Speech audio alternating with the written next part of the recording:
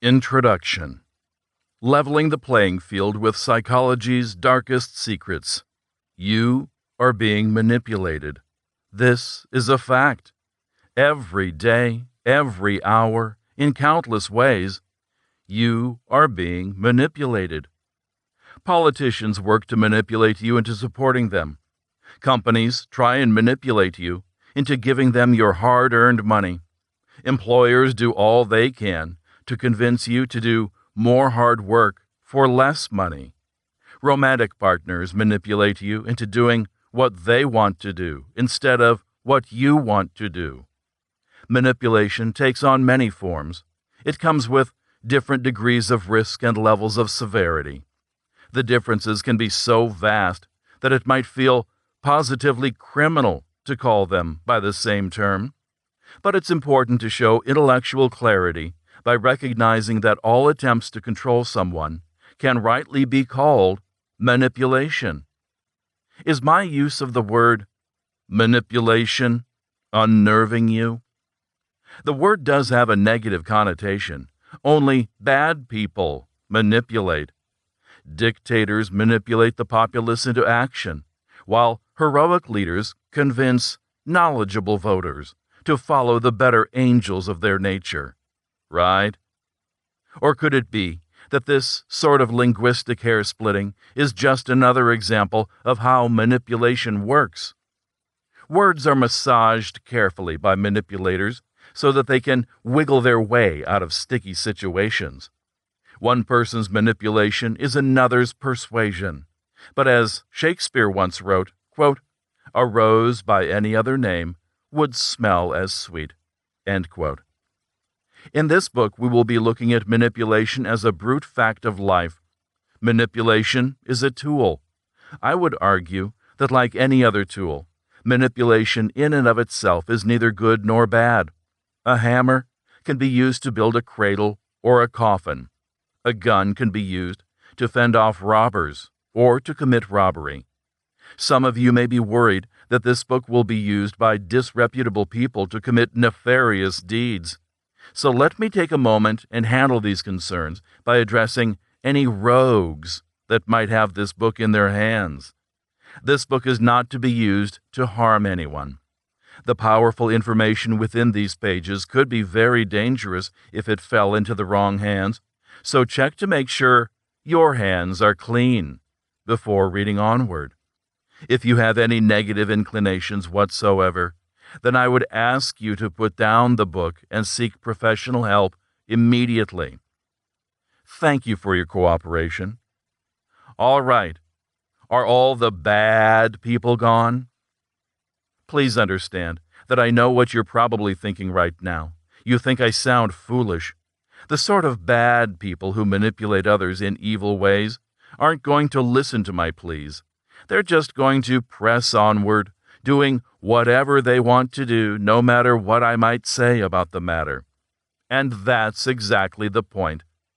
All the information in this book is already available to anyone with the eyes to see. People were practicing the art of manipulation long before the first writing system was ever devised.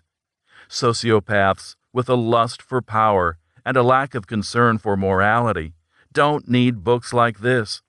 They can learn to manipulate people the old-fashioned way, by toying with those around them. The people who will benefit most from this book are those that are hesitant to even think of manipulating another's soul. They've listened to the teachers who say that manipulation is evil, and that even researching the topic might harm your soul in some way.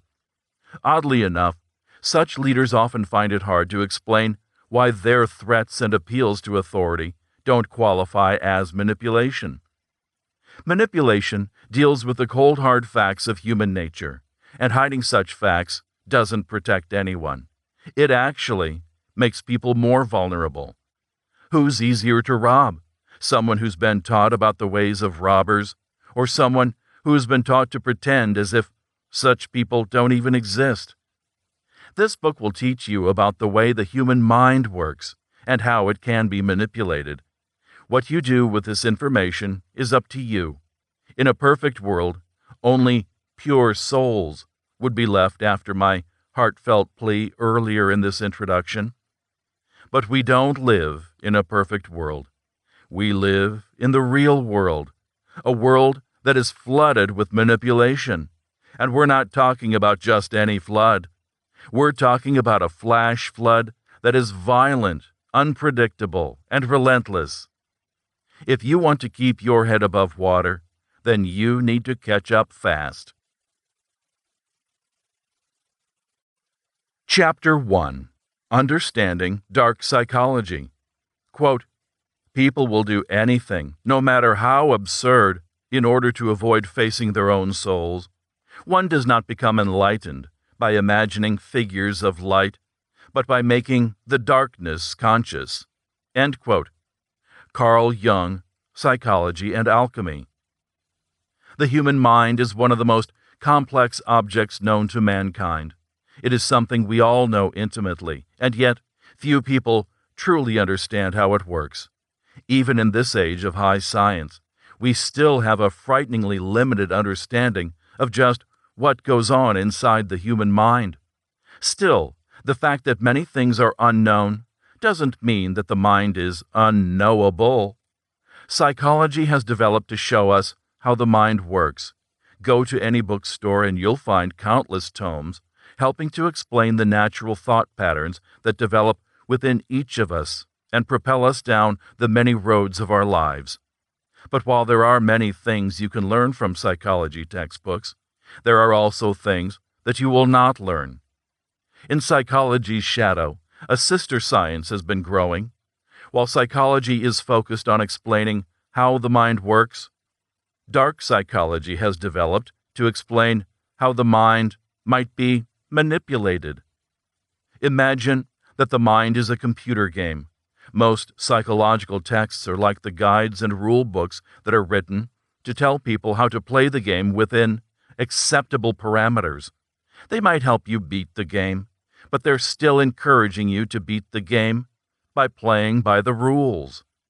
Dark psychology is more like a book of cheats. Instead of showing you how to play along with the game, dark psychology shows you how to find loopholes, hacks, and other ways to rewrite the rules. This is the power of dark psychology, and the reason why it is feared and suppressed. The world is set up to encourage people to play by the rules, even though the individuals who see the greatest success are those that break the rules and thereby rewrite them. Many of the people with power over you gained that power using dark psychology, and they're afraid that if you gain access to the same tools, they will lose their advantage. If you're like most people, you've lived your life according to the rules. But have you ever thought about the sort of people who wrote the rules in the first place? How many governments have been founded by revolutionaries who seized power and went to work setting up a system to suppress future revolutionaries? Is dark psychology a real thing? If you have never heard the words dark psychology, then you might be skeptical that such a thing even exists. It sounds so fantastic, like something out of a Hollywood movie. But as any scientist will tell you, the truth is more fantastic than anything a Tinseltown screenwriter could devise. Dark psychology is all too real, and if you choose to ignore it, then you do so at your own risk. This isn't to say that everyone agrees about what dark psychology is. The fact of the matter is that dark psychology is a controversial subject. Open up your average Psychology 101 textbook, and you're probably not going to find these two words used. One reason that dark psychology isn't a widespread topic is because of the danger surrounding the matter. We are discussing tools that have been used by some of the most dangerous individuals in human society. Many psychological professionals are willing to look at what might drive an individual to turn to manipulation, but few want to map out just how that manipulation takes place. This might come from an understandable fear, but letting fear control your actions can also lead to dangerous places. Those who use dark psychology Count on having fearful marks that they can prey upon. If you want to move beyond the reach of such individuals, then you need to be willing to go to places that others won't. This book was written from a place of such willingness. You'll find honest truths in this book that you won't find in others. The facts are all out there, but they're often disconnected, sugar-coated, or spun in such a way that the reality behind them becomes unclear. If you are worried about whether or not you can trust this book, then you're already starting to learn its lesson. Every human being comes to the table with their own biases. The scientific method can help to counteract human failings and home in on objective truths, but even that powerful tool can fall short. A short look into the ongoing reproducibility crisis shows that many of the social science facts that we're taught aren't as well attested as you might believe. Yang, 2018.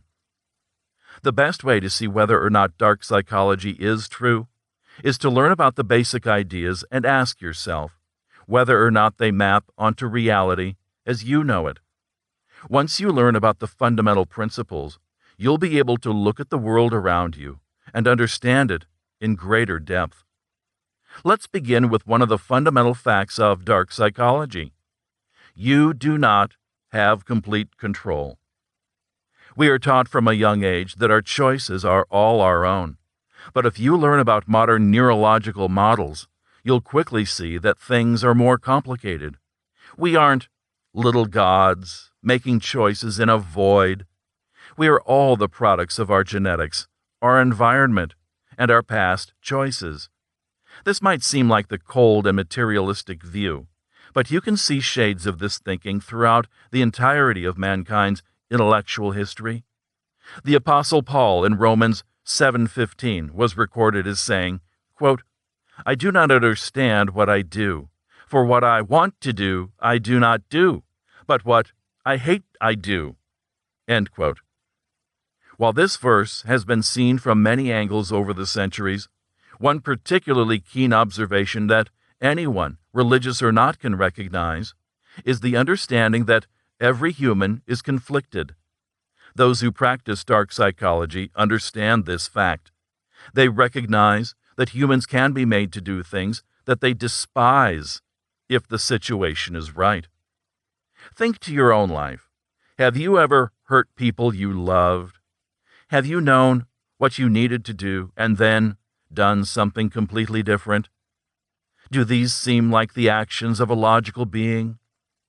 The simple answer is that humans aren't logical beings. We're a bundle of contradictory needs and wants. Our higher thinking sits on top of instincts and desires that evolved in the jungles and plains of Africa. We may have put on clothes and put up walls to separate ourselves from the other animals, but we haven't been able to wall off the animalistic areas of our own minds.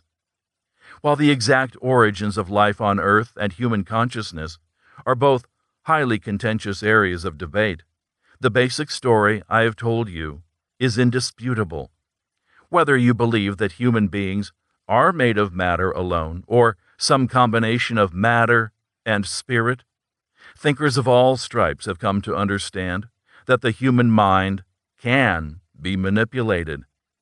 While our most celebrated thinkers are those that have sought ways to elevate our minds and move beyond our baser instincts, the most successful leaders tend to be those that know how to speak to every level of human existence. The ability to tap into the deepest levels of human consciousness can be defined as dark psychology. It deals with the areas of the mind that we treat like the closets, basements, and attics of our mental homes. They are the areas we ignore, and because we ignore them, they are great places for intruders to sneak in and take up residence. One of the things you should do while reading this book is take time to try and delve into the darker recesses of your mind. Put aside distractions and value judgments and try and see how your mind works. The world is so busy these days that many people don't have anything close to a real understanding of how thoughts arise within their own mind. Time spent in open silence with your own mind will reveal a world of thoughts that you normally suppress or ignore during normal life. With enough digging, you will be able to excavate layers of thoughts and emotions that normally go completely unaddressed in the grind of daily living. These are parts of yourself that you can try to ignore, but can't erase. They are the parts of your mind that manipulators will target. Once you realize how little people know of their own minds, it becomes easy to understand why the topic of dark psychology is so secretive. Most people don't want to deal with the darkness and complexity inside of them, and that means that those who are willing to get down and dirty can end up wielding a tremendous amount of power. Why dark psychology matters. The most important thing to understand about dark psychology is that its principles are in effect whether you believe in them or not. Think of gravity. Even if you were to spend the rest of your life announcing to the world that you don't believe in gravity and avoiding any scientific discussion on the matter, if you went out and tried to jump off a building, you'd still fall to the ground like anyone else. While different scientists can debate the terminology used to refer to dark psychology, the most basic concepts are indisputable facts, and facts don't care about feelings. The other factor to consider is that many of the people who control your life understand dark psychology. They might have learned about it through a book like this, or they could have naturally developed a personality that can use dark psychology with the ease that most of us use language. Such individuals exist, as frightening as the idea might be. Every day, you're competing for success with individuals who are willing to use dark psychology to their own advantage. Whenever you log on to the internet, turn on your television, or look out your window, you're likely to be flooded with ideas and imagery rooted in dark psychology.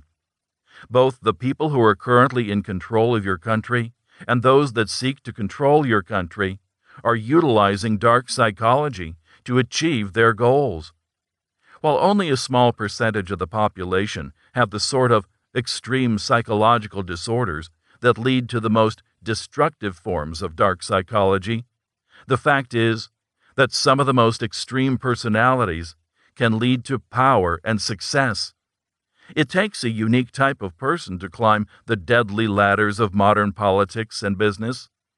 Even if just 1% of the population naturally utilizes dark psychology, modern society is set up so that 1% of the population can control the other 99%. One of the reasons that dark psychology can be difficult to recognize is because of how widespread it is. There's also the fact that we're engulfed in our day-to-day psychological battles to the point where dark psychology can be difficult to recognize. Do you think most fish know anything about the scientific properties of water? Since they spend their lives surrounded by it, they learn to work with it without ever needing to learn the underlying nature of the material. The same goes for humans and psychology. We spend our whole lives dealing with the nature of our own minds and the minds of those around us. This allows us to develop a certain natural aptitude, but it can keep us from seeing the big picture. Learning about dark psychology is all about stepping out of the water and looking down into it with clear and unclouded eyes. It's about stripping away the biases that you have developed both consciously and unconsciously throughout your life. It's about learning to see things as they really are, and not how you or anyone else would like them to be. A way of empowering yourself. How can you avoid dangers that you can't see? Would you like to put on a blindfold before stepping into a cage full of crocodiles? Of course not. But that's exactly what people are doing when they go through life ignorant of matters such as dark psychology. They're like children who think that if they can't see you, then you can't see them. You are surrounded by manipulators who are constantly using the tools of dark psychology to change the way you behave. This might be hard to believe, but once you learn about how dark psychology works, you'll start to see it everywhere. In addition to using your new knowledge defensively, you can also take what you learn and go on the offense. Think of a political figure from history that you admire. Even though I don't know who you have in mind, I can say with absolute confidence that they used dark psychology. Let's look at one clear example of a beloved figure, Abraham Lincoln. Here is a man so beloved and respected that he became known as Honest Abe. And yet, during the fight to pass the amendment to abolish slavery, he lied to Congress. They asked him if ambassadors from the South were on their way to discuss a peace treaty, and he said that, quote, "So far as I know, there are no peace commissioners in the city, or likely to be in it." Vorenberg, 2004, page 205 through 206. Notice the careful use of language. It's a masterful, lawyerly sort of lie, true on a technical level, but clearly violating the spirit of the question asked. Whether the statement was true or not, it gave the members of Congress a false idea of reality. And I would bet most people would say that deliberately warping someone's perception of reality to get them to behave as you'd like them to qualifies as manipulation. But who today would be upset that Abraham Lincoln manipulated a group of pro-slavery politicians in order to free millions of innocent men, women, and children? The term dark psychology has negative connotations, but that's mainly because the most noticeable examples of it are those that are evil and destructive. When we don't like what someone is doing, then it's easy to call out their manipulations. But if we agree with them, then we prefer to imagine they are beyond such base behavior. If you want true understanding and the power that comes with it, you must first put away your preconceptions. Don't be in such a hurry to label things as right and wrong. This doesn't mean that you have to throw out your sense of morality. It simply means that you should take the time to see the world as it truly is before you start fretting about how it should be. The easiest way to think about the world is in terms of black and white, but any careful examination of the realities we face on a daily basis reveals that there are many shades of gray that complicate our every moral calculation. If we lived in a fairy tale world of only good and evil, then maybe matters such as dark psychology would be better off ignored. But we don't live in that kind of world, with every moral answer available to us.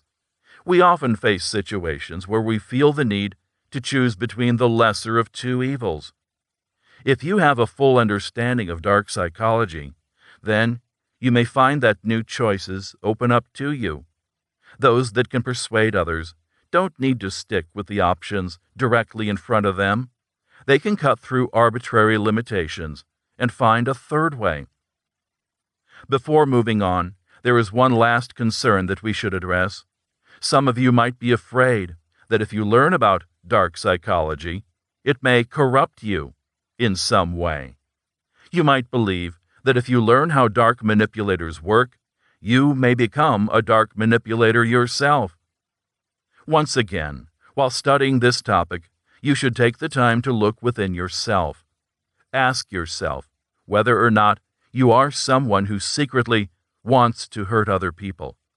If hateful thoughts arise, don't immediately suppress them. Just try and observe them as they are. If you find that you do have dark thoughts and impulses inside of you, then you should be wary about how you move forward. But you should also understand that just ignoring reality will not change a thing. Pretending that your dark side doesn't exist won't erase it from being, just as ignoring dark psychology won't magically erase it from existence. You may find that learning about the dark side of humanity in general, and yourself in particular, will actually help you to keep the dark side in check. This is something many students of martial arts learn. You would think that people who learn how to fight would feel the need to go out and flex their muscles by getting into fights. But many students have actually discovered that a proper understanding of martial arts helps to alleviate the need to prove themselves in a fight. Once you understand humanity on a deeper level, then you can act from a position of clarity rather than ignorance. You will understand that many people behave badly because they don't know better, whether they're slaves to their own base instincts or the manipulations of others.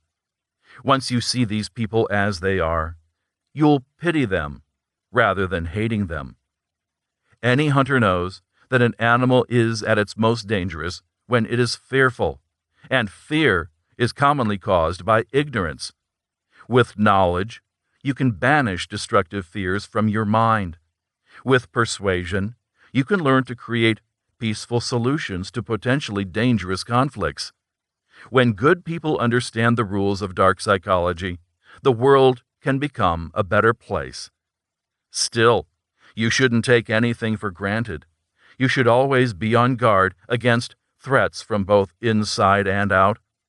This book can teach you about how dark psychology works, but it can't give you the character needed to wield this knowledge in a constructive and not destructive manner. In closing, knowledge is power. Learning about dark psychology is highly empowering. What you do with that power is up to you. Chapter 2. Mind Control. Quote, "For after all, how do we know that 2 and 2 make 4, or that the force of gravity works, or that the past is unchangeable? If both the past and the external world exist only in the mind, and if the mind itself is controllable, what then?" End quote. From George Orwell. The phrase, mind control, conjures images out of science fiction films. You might picture aliens shooting out rays of light to create a horde of minions.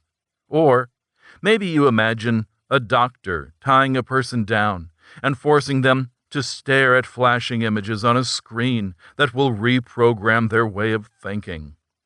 The truth is more frightening than fiction. Real-life mind control is much more subtle than fictional mind control. No one needs to shoot lasers at you. They just need to speak words. The method of mind control seeps in through your ears and goes to work on your mind, sight unseen. The good news is that you don't need any gadgets or gizmos to beat mind control efforts. The first step to protecting yourself is learning about the weapons arrayed against you. Detected versus undetected mind control. To understand mind control, it helps to divide it into 2 categories: detected versus undetected. Detected mind control refers to any attempt made to control another person's mind that is either upfront and honest or obvious. The most obvious example of a case of detected mind control is the sort of act you'll see when you go to a hypnotist for therapeutic or entertainment purposes. The hypnotist will announce that they're going to take control of your mind, and they will then do just that. People who would be totally afraid of making a fool of themselves in a public speaking scenario will cluck like chickens for the amusement of peers and complete strangers. Just about everyone has seen a hypnotist at work, clapped in approval, and then gone about their day. But have you ever taken a moment to think about the implications of this sort of act? Here we have individuals who have trained themselves in the art of mind control. They've gotten good enough so that they can go up to strangers and convince them to do things they would never have done on their own accord. And hypnotists are practicing the most blatant sort of detected mind control. Imagine what dark psychological practitioners can achieve using undetected mind control. Other forms of detected mind control include commercials, sales pitches, and debates.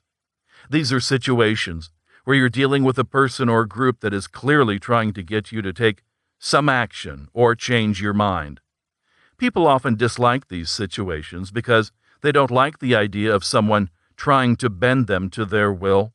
But the fact is that these scenarios are some of the most honest we encounter in our lives. True, the people involved want something from you, but they're relatively upfront about their desires, and so you can guard yourself as needed. The truth is that the most dangerous scenarios are those where the other party seems to have no ulterior motive. In these situations, you can find it easy to let your guard down, and once you do, a skilled manipulator will make their move.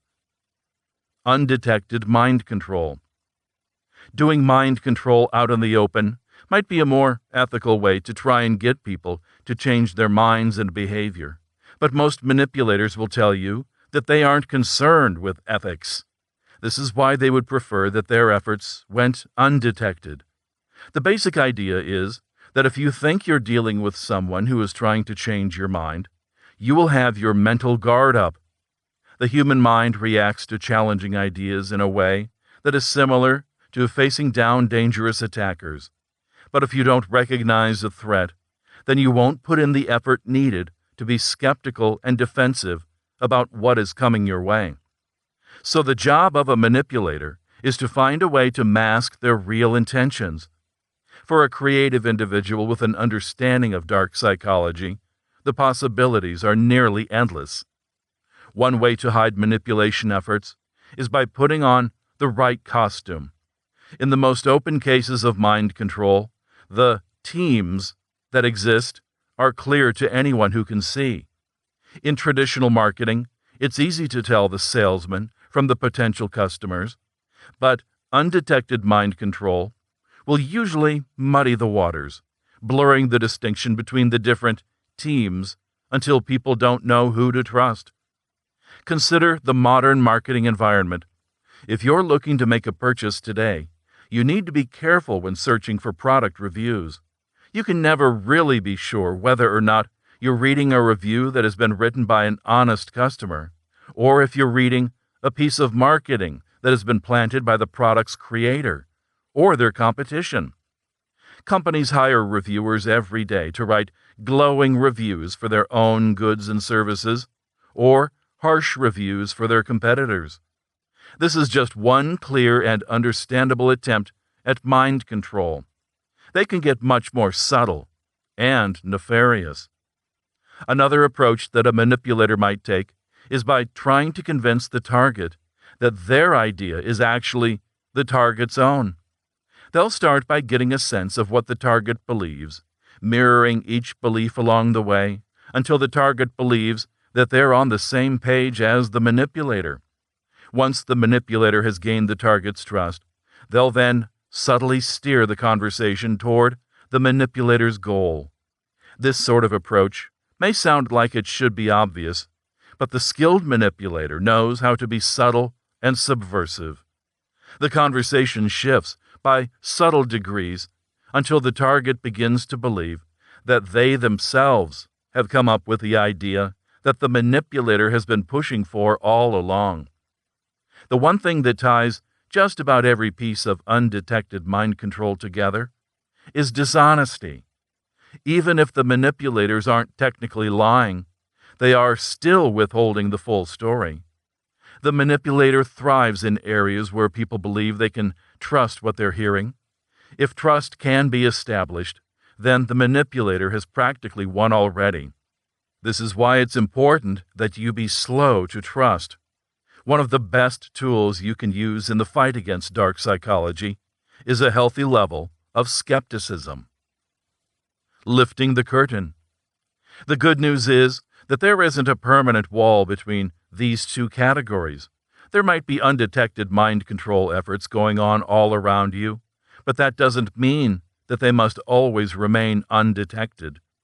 By developing your understanding of dark psychology and your powers of perception, you can start to detect the mind control efforts that are going on all around you. Things that are hidden can be revealed if you have the eyes to see. One final thing to keep in mind is that the line between calculated manipulation and normal human behavior can be thin. Everyone has goals and desires and will work to get what they want. The sad truth is that there is no easy way to tell whether or not someone is a manipulator. Detecting malicious individuals is a talent that must be developed through years of practice and study. You must constantly observe people, watching what they do and how they do it. While you can learn a lot about someone in a relatively short period of time, you may still have to watch them for days, weeks, or even months before you can decide whether or not they're living honest lives or working to manipulate those around them for their own purposes. The only way to learn how to quickly and accurately identify signs of dark manipulation is by putting in the work and learning with each passing day. Media, mind control masters. The media game is the manipulation game. Mass media only exists because it has the power to control the narrative and convince people to take certain actions.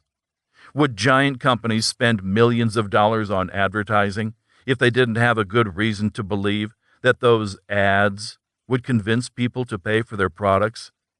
Artists have always used their talents to control the passions of their fellow citizens. But today, the power of mass media has taken things to an entirely new level.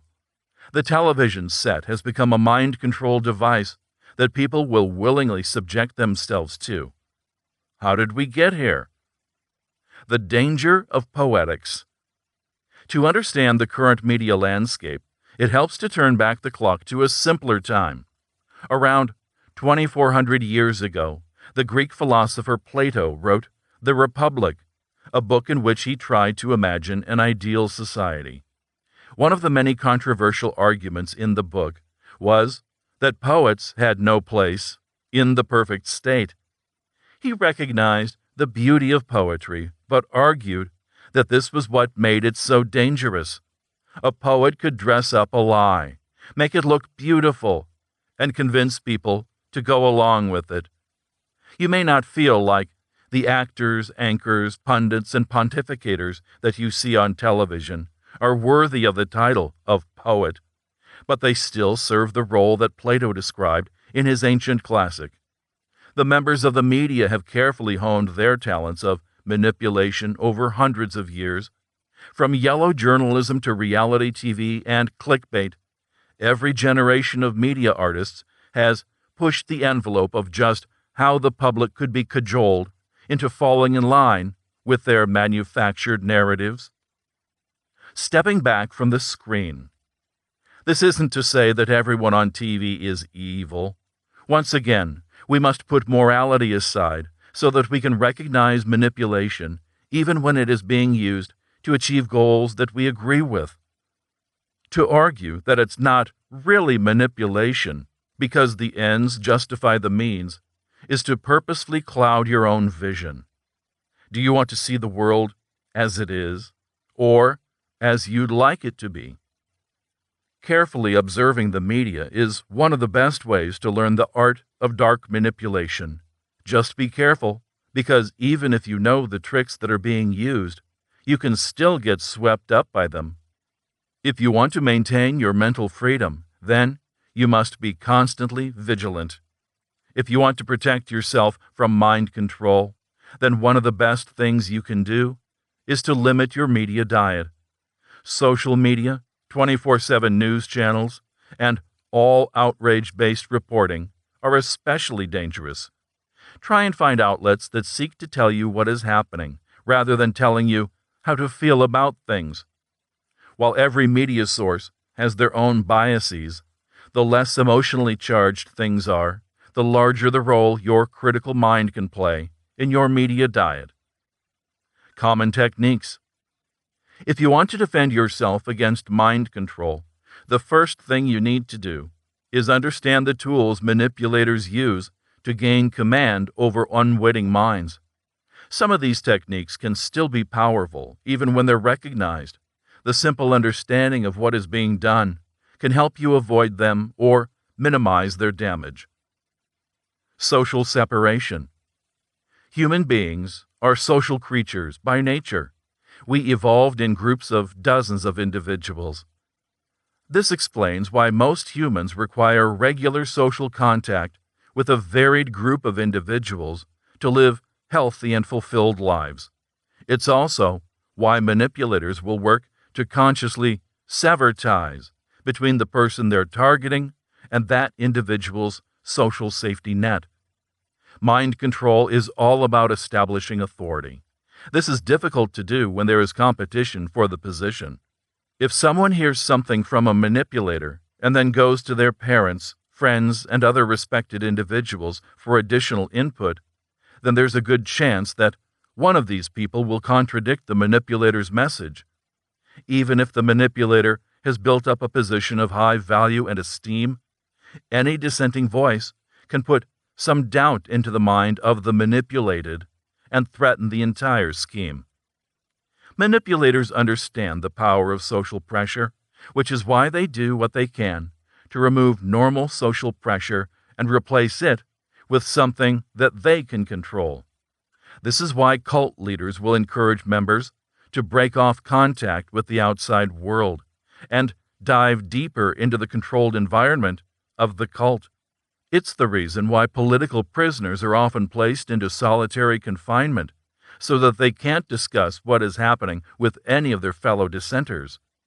It's the reason why abusers will force the person they're abusing to choose between them and their family.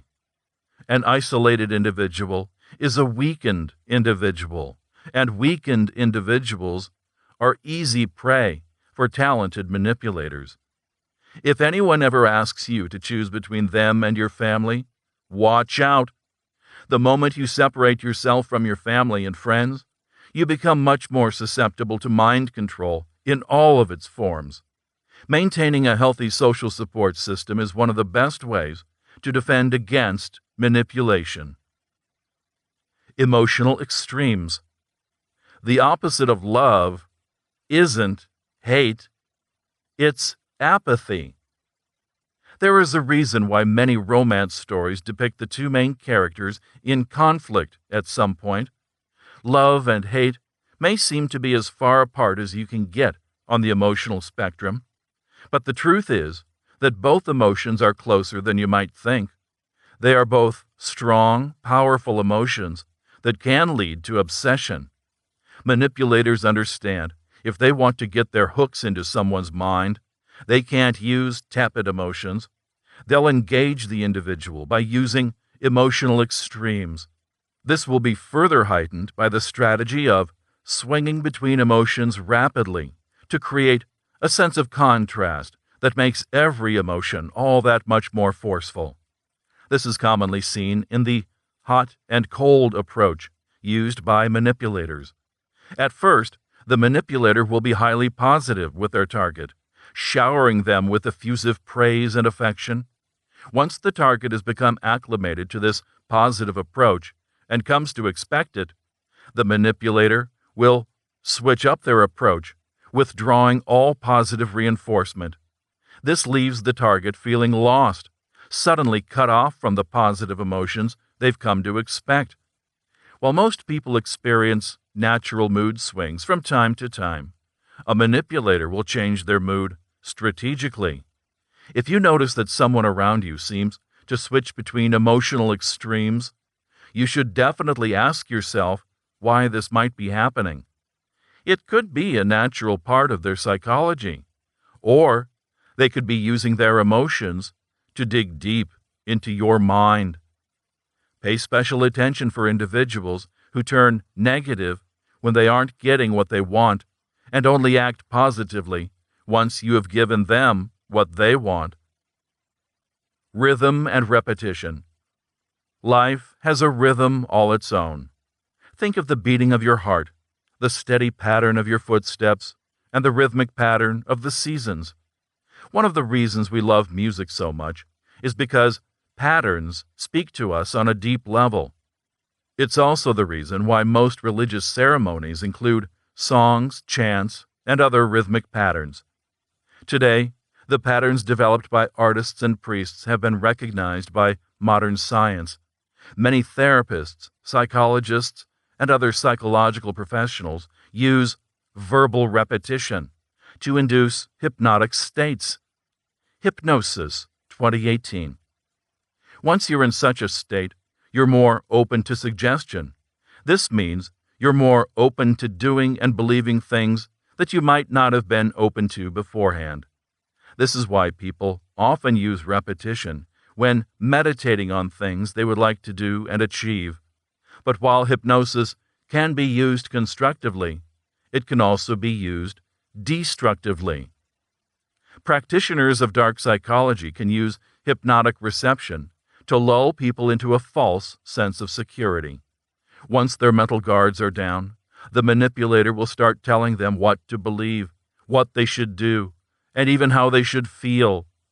If the right mood has been created, then incredible shifts of consciousness can be achieved, which further elevates the manipulator in the mind of the manipulated.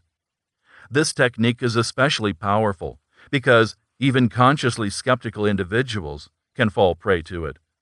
The tools of music can be put to use to leapfrog over the conscious mind and get at the subconscious of an individual. If you start hearing drums, chanting, or even particularly rhythmic speech patterns, then it might be best to cover your ears and walk away. You never know what might happen if the music takes control. Physical attacks. While mental attacks are the most common tool of the manipulator's trade, this doesn't mean that they're beyond using physical violence. The use of physical pain is one of the oldest tricks in the manipulation game. The human body is programmed to avoid pain at all costs. It's this drive that helps us stay alive, avoiding potentially deadly threats. The fact can be used by manipulators to help reshape the thinking of their targets. Physical pain can be used to wear down individuals to the point where they're more open to the suggestions of the person doing the manipulation.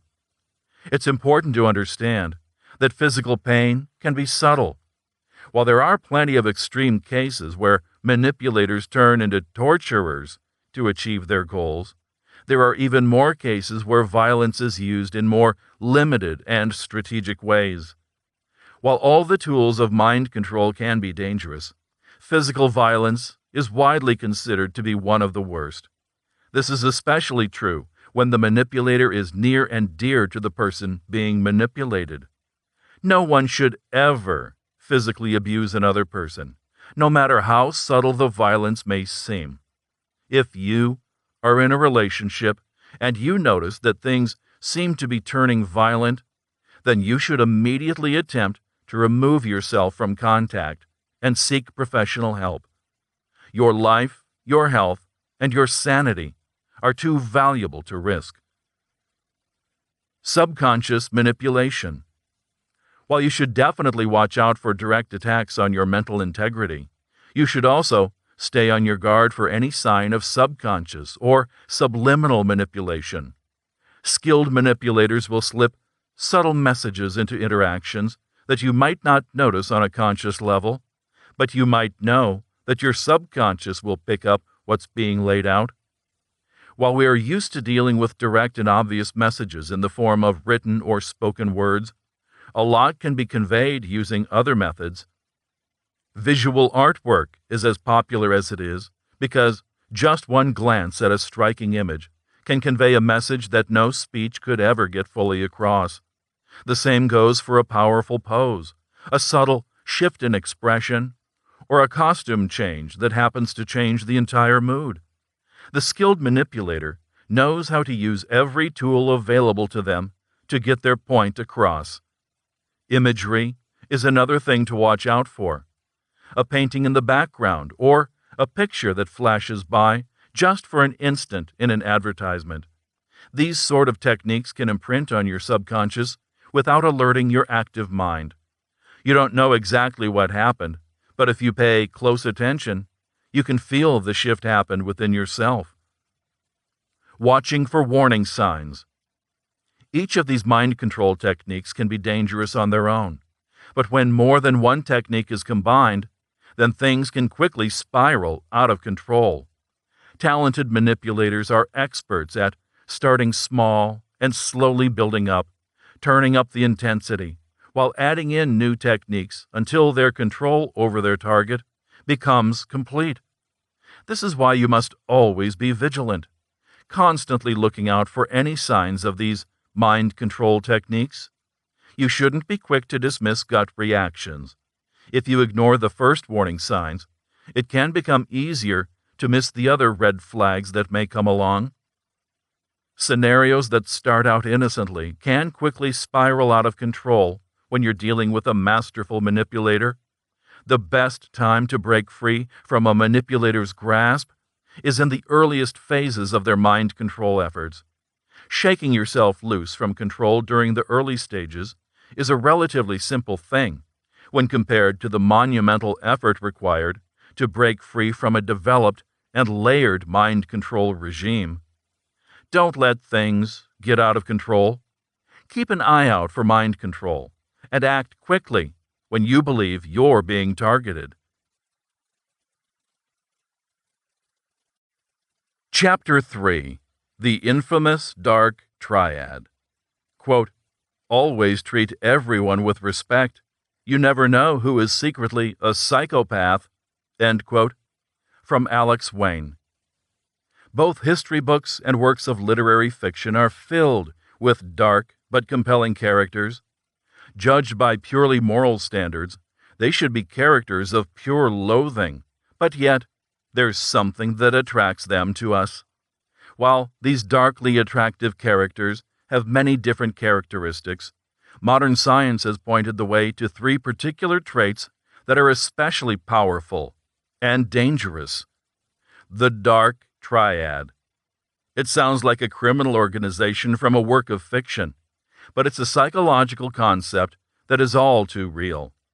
While the different traits have gone by various names over the ages, publications like Psychology Today have defined the three as psychopathy, narcissism, and Machiavellianism.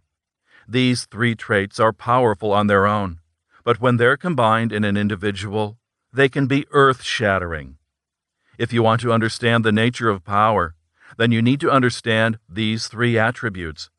Knowing what to look for is the first step toward being able to defend yourself from their pull. But be warned, even those who understand the theory of dark psychology can still find themselves becoming hypnotized by the talents of a dark triad individual. Dealing with them is like interacting with a wild animal. The moment you get too comfortable with them is the moment when they're most likely to strike. The Holy Grail of Dark Psychology. The study of dark psychology could be said to be the study of the dark triad. This is because the dark triad has been around much longer than the science of psychology, or any science for that matter. The dark triad arises from human nature, the science of our brains, and the natural neurodiversity that accounts for the many personality types that exist. There have likely been dark triad individuals for as long as humans have been walking upright and speaking in full sentences. These individuals were given the natural talent and aptitude for manipulating their fellow humans, while the innocents around them didn't have the tools necessary to see just what was being done to them. Fortunately, we now live in an age where the triad has been identified and defined. Still, it takes careful study and practice to recognize the most subtle dark triad individuals, and it requires even more to learn how to harness the power for your own purposes. Dark psychology has developed so that individuals who don't possess dark triad traits can develop the skills and understanding that come naturally to those born into the dark triad. Deciphering the traits. So far, we've been discussing the dark triad as a whole, but if you wish to fully understand the phenomenon, then you must look at each of the individual traits. It's similar to the way that we talk about the U.S. government as a single entity, even though it is divided into the executive, judicial, and legislative branches. And as with the government, further subdivisions can be made as you dig deeper into the subject. But to begin with, we must take time to carefully define narcissism, Machiavellianism, and psychopathy as individual traits. Narcissism. First is narcissism. This trait is usually defined as a pathological level of self-interest. The term was coined in 1898 by British writer and scientist Haylock Ellis Rodewald. The word narcissism comes from the Greek mythology's Narcissus. The character was so famously vain that he was said to have fallen in love with his own reflection. What many people don't realize is that this is just part of the story. Narcissus was famed for his beauty, and it didn't only charm the man himself. Greek mythology is filled with characters who fall in love with Narcissus and do whatever it takes to try and earn his affection in return. Each of those stories ends tragically because, as the reflection anecdote suggests, the only person Narcissus truly loved was himself. The same goes for modern narcissists. These are individuals who are focused on themselves, to the exclusion of all those around them. Narcissistic traits: inflated opinion of themselves, high level of entitlement, envy of those who possess things that they feel they deserve, belief that they belong to a superior class of people, never-ending demands for special attention, a constant need to control conversations, lack of empathy for others, inability to handle criticism, no matter how small, borrows from others without making any attempt to pay back debts, gets upset when others bring attention to outstanding debts, able to hold grudges for long periods of time, constantly looking to upgrade to bigger and better things, a pathological need to put others down in order to elevate themselves, emotionally charged reactions to failures, both real and perceived. Narcissistic Personality Disorder, 2017. The simple way to understand narcissists is that they believe the world revolves around them. But please understand that it goes beyond ordinary selfishness. The narcissist plays on the fact that most people do not recognize that they aren't playing by the normal rules. Normal human relations are based on a sense of give and take, where charity and kindness from one party is rewarded by reciprocal behavior from the other. Narcissists are more than willing to receive gifts, but they don't feel the natural compulsion to return the favor. Still, the skilled narcissist learns how to lead on others, convincing them that great rewards are within reach. They will extract all that they can from an individual before abandoning them once a better opportunity arises. Machiavellianism. Next comes Machiavellianism. Those with this trait are prone to strategically lie to others to exploit them. The trait was identified by American social psychologists Richard Christie and Florence L. Guise. This trait is the least well known, but you might recognize the name given the fact that its namesake has been quoted previously in this book. It is named after Niccolò Machiavelli, the Italian political philosopher who is infamous for his book, The Prince. In that book, Machiavelli instructed rulers on how to lead using deception and subterfuge, behavior that naturally arises in Machiavellian individuals.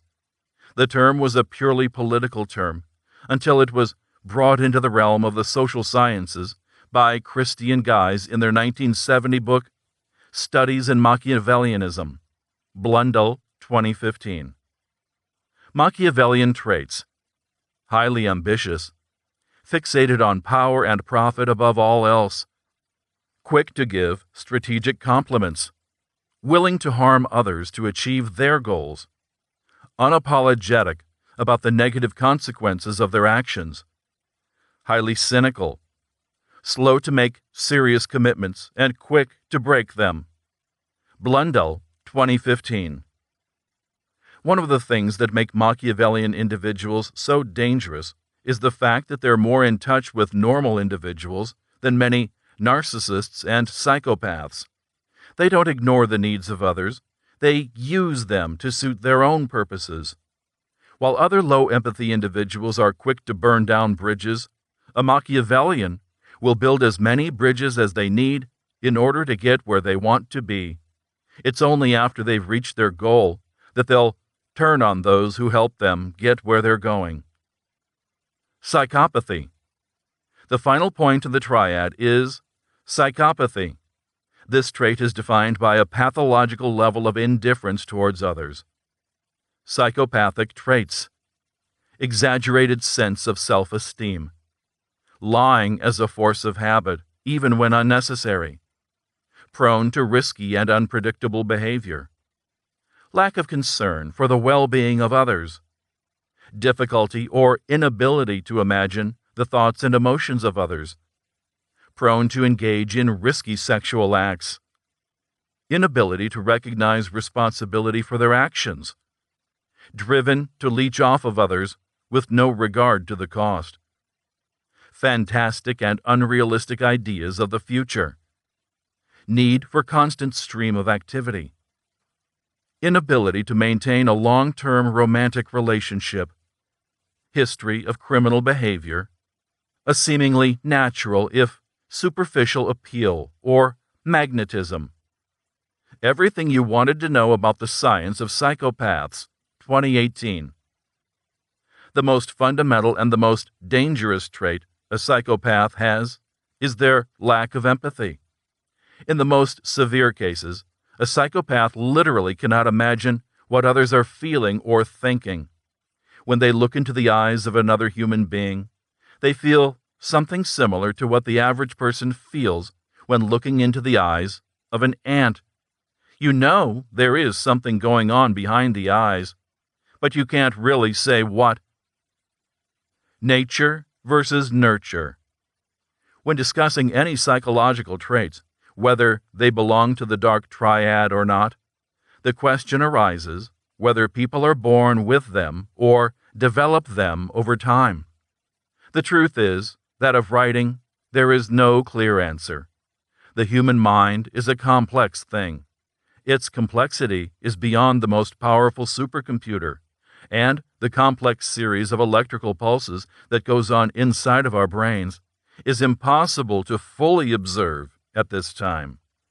There are all sorts of opinions with regards to how traits like these come about, but the general consensus is that they're the result of a mix of genetic pre-programming and environmental influences. No one chooses the way their mind thinks, but that doesn't mean that people can't work to take control of their thought processes and guide them in a more productive way. For those that suffer from extreme cases of narcissism, Machiavellianism, or psychopathy, this means that there is a chance that through therapy and hard work, a healthier mental state can be achieved. But it also means that individuals who don't naturally show high levels of these traits can work to develop them. They may never be able to kill off their genetically programmed concern for what others think, but with practice, it can be dulled.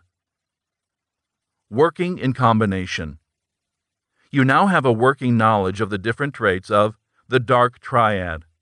Each of them can be dangerous on their own, but they're nothing compared to the threat that arises once the different traits are combined.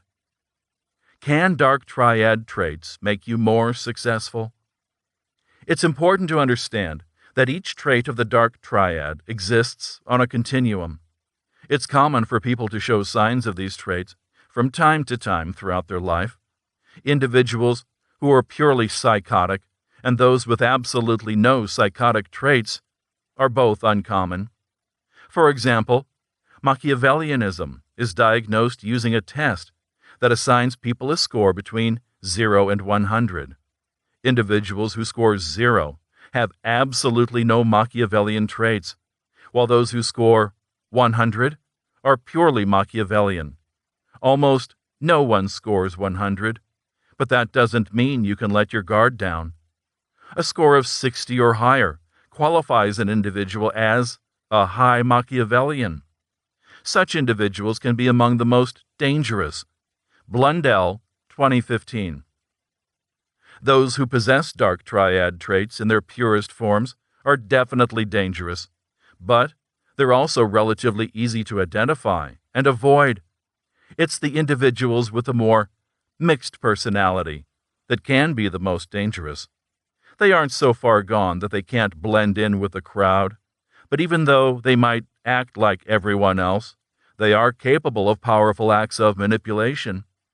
If you looked at a list of the most successful leaders in the world of business and politics, you would be hard-pressed to find someone who wasn't at least slightly Machiavellian. Traits like psychopathy are more of a double-edged sword. Psychopaths don't care what other people think about them, which can be incredibly freeing.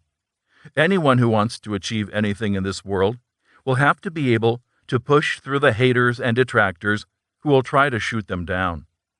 The fact that psychopaths can honestly say that they don't care what others think is a distinct advantage in this area. But the danger comes when it's time to build a team to work towards a goal. No one can reach the highest levels of success on their own, but complete psychopaths can find it very difficult to build and manage teams. So while possessing some degree of dark triad traits may provide certain advantages, there can also be extreme drawbacks if the traits are pushed beyond what normal people can tolerate. It's important to remember that the geniuses who are famous for misbehaving only got away with their poor behavior because of their genius. If the average person starts to act like an absolute maniac, they're more likely to get fired than given control of a Fortune 500 company. Nevertheless, a temptation still exists. When you look at the success stories that are told about individuals who fall within the dark triad, all sorts of emotions rise up. The first is a wave of fear and revulsion at the idea that such people walk among us. The second is a desire to gain the power these traits seem to offer. There is no need to berate yourself if you feel like you could benefit from any of the traits we're discussing. It's a natural impulse. What really matters is what you do with your impulses. The first thing to understand is that actually developing the sort of dark triad traits that can be clinically diagnosed might be impossible and is definitely ill-advised. Still, you can model your behavior after people who do possess dark triad traits. The person who can channel these traits actually has an additional level of power because they gain some of their power without submitting to their mercy. People who naturally possess these traits often manipulate compulsively. This is just as likely to be damaging and destructive as it is empowering. For every dark triad individual that you see in positions of power and respect, there is another that is living in the gutters of society. Manipulation can be a dangerous game. If you don't want to lose it all, then you need to keep a tight rein on your behavior. Learn how to emulate dark triad individuals while appreciating the fact that you'll never truly be like them. It might feel like a limitation, but it can actually be empowering. Before you can control anyone else, you must first take control of yourself. Chapter 4. The Dark Side of Persuasion. Quote, manipulation, fueled with good intent, can be a blessing, but when used wickedly, it is the beginning of a magician's karmic calamity. End quote. From T.F. Hodge. If you want to enjoy productive relationships with other human beings, then you either need to learn the art of persuasion or convince yourself that you're happy with whatever other people have in mind for you. But while the act of persuasion itself can be natural and healthy, that doesn't mean that it can't take dark turns. Persuasion is like any other human endeavor. It can come in many different varieties. The form it takes tends to depend on the person practicing it. That's why you should always be cautious when faced with someone trying to persuade you to see things their way. They could have pure intentions, or they could be trying to lead you down a dark path. Not all persuasions are created equal. When differentiating between normal behavior and behavior driven by dark psychology, there are a variety of things to consider, but they all build on the idea that dark psychology is self-centered. Manipulators put themselves first and will do whatever it takes to achieve the results thereafter, even if it means hurting other people to make their dreams come true. Still, it is hard to judge a complex suggestion based on this criteria. That's why we'll be looking at questions you can ask to see whether you are dealing with normal persuasion or something more sinister. Judging plans based on results. Who benefits from the suggestion?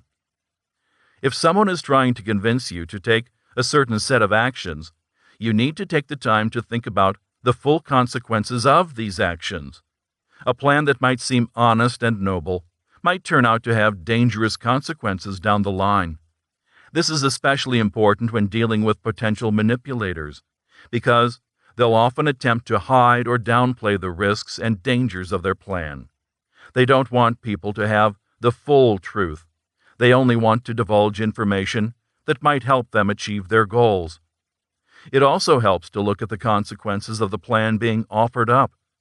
The normal persuader will try and bring plans to the table where everyone involved can benefit. Think about your average business, where the boss makes money, the employees get paid, and the customers get a good or service that they're happy with. This is the sort of arrangement that society is built on, where everyone can get what they need and walk away satisfied. A dark manipulator won't truly be concerned about spreading the wealth around. Their main goals are all self-centered, and everyone else is secondary. This is why manipulators are likely to come up with plans that are win-lose rather than win-win. Think about your average scam. They look like win-win situations at first, but as time goes by, the mark realizes that they've been taken and will never see the rewards that they were promised. Honesty. Do you believe the person you're talking to is being honest with you? Every plan has risks and rewards. Even something as simple as your morning commute involves a certain level of risk. One thing that separates honest persuaders from dark manipulators is honesty when it comes to the topic of risks. Honest persuaders are more upfront about the potential drawbacks of their suggestions. If they know they're asking someone to take a risky course of action, they'll let them know about the risks in advance and do what they can to try and either minimize the risks or make the task worth the dangers involved. A dark manipulator will not be honest about how risky their suggestions are. If they feel they must be honest for legal purposes, then they may mention the risks in an offhand manner or cram them into the fine print of a document. They won't take the time to make sure that the dangers are clear during the persuasion process.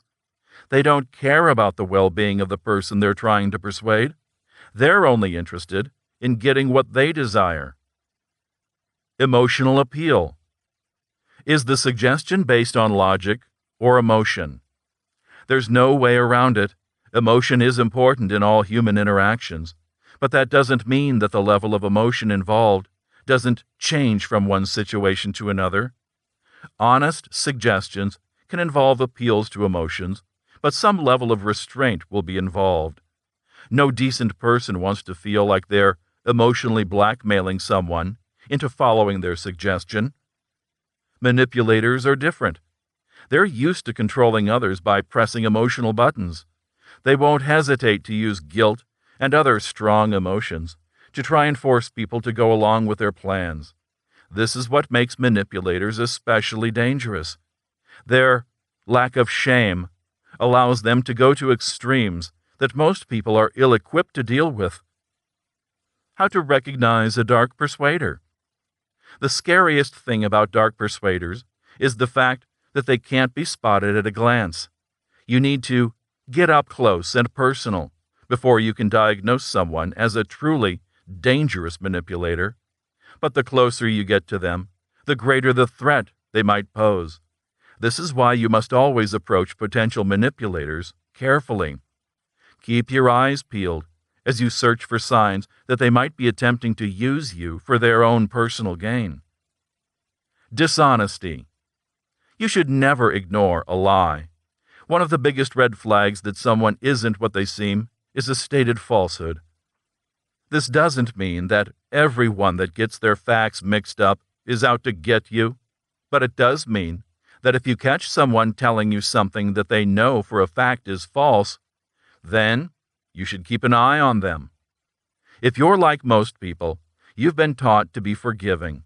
You might also let people slide because it's easier that way. But don't let this approach lead you to destruction. No lie is too small to ignore, and the smaller lies can actually be the most condemning. If someone is willing to lie about things that they don't seem to mean anything at all, then who's to say that they aren't lying to you about truly important matters? Dark manipulation is all about deception. The problem is that skilled manipulators generally have a good idea of what their targets do and do not know. The most talented stick to lying about things that their targets can't know. Still, eventually there will come a time when a lie gets told that the target is capable of seeing through. A single lie can be like a loose thread. It might not seem like much, but if you start tugging at it, eventually everything can unravel. A shallow social life. You can learn a lot about someone by looking at the company they keep. That's why it helps to meet someone's friends and family before getting involved with them in a business or romantic relationship. Those people will be able to let you know how the person in question is when times get rough. If you meet someone who has no family to speak of or close friends, then you might consider that as a red flag. When many people go through tragic times that strip them of close connections, it's also true that manipulators tend to drive away the people who are closest to them. You shouldn't immediately run away from someone just because they won't introduce you to their family, but such behavior is reason enough to look out for any other red flags that might pop up. Selfishness. Another key element of dark psychology is its selfish nature. The dark persuader's goals are all centered around themselves. Everyone else is just a pawn to be used to achieve the manipulator's goal. Still, do not think that recognizing this selfishness will be easy. Skilled manipulators know that they have to hide their self-centered nature in order to achieve their goals. They'll often overcompensate for this weakness by parading about as a person of charity and goodwill. But these displays are often shallow, putting an emphasis on the appearance of charity rather than on actually helping anyone. Pay close attention to how potential manipulators behave when you give or lend them something.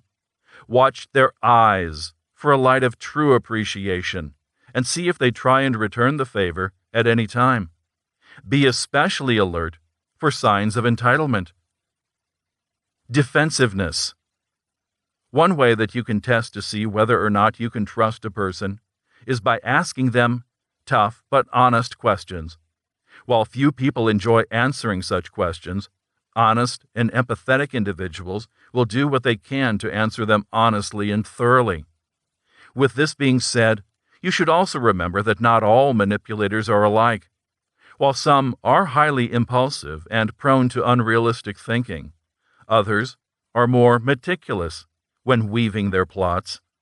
These individuals can be prepared for questioning and may be able to give answers that are more impressive than an honest person's. After all, they may not be sweating since they aren't worried about hurting others the way that most people are.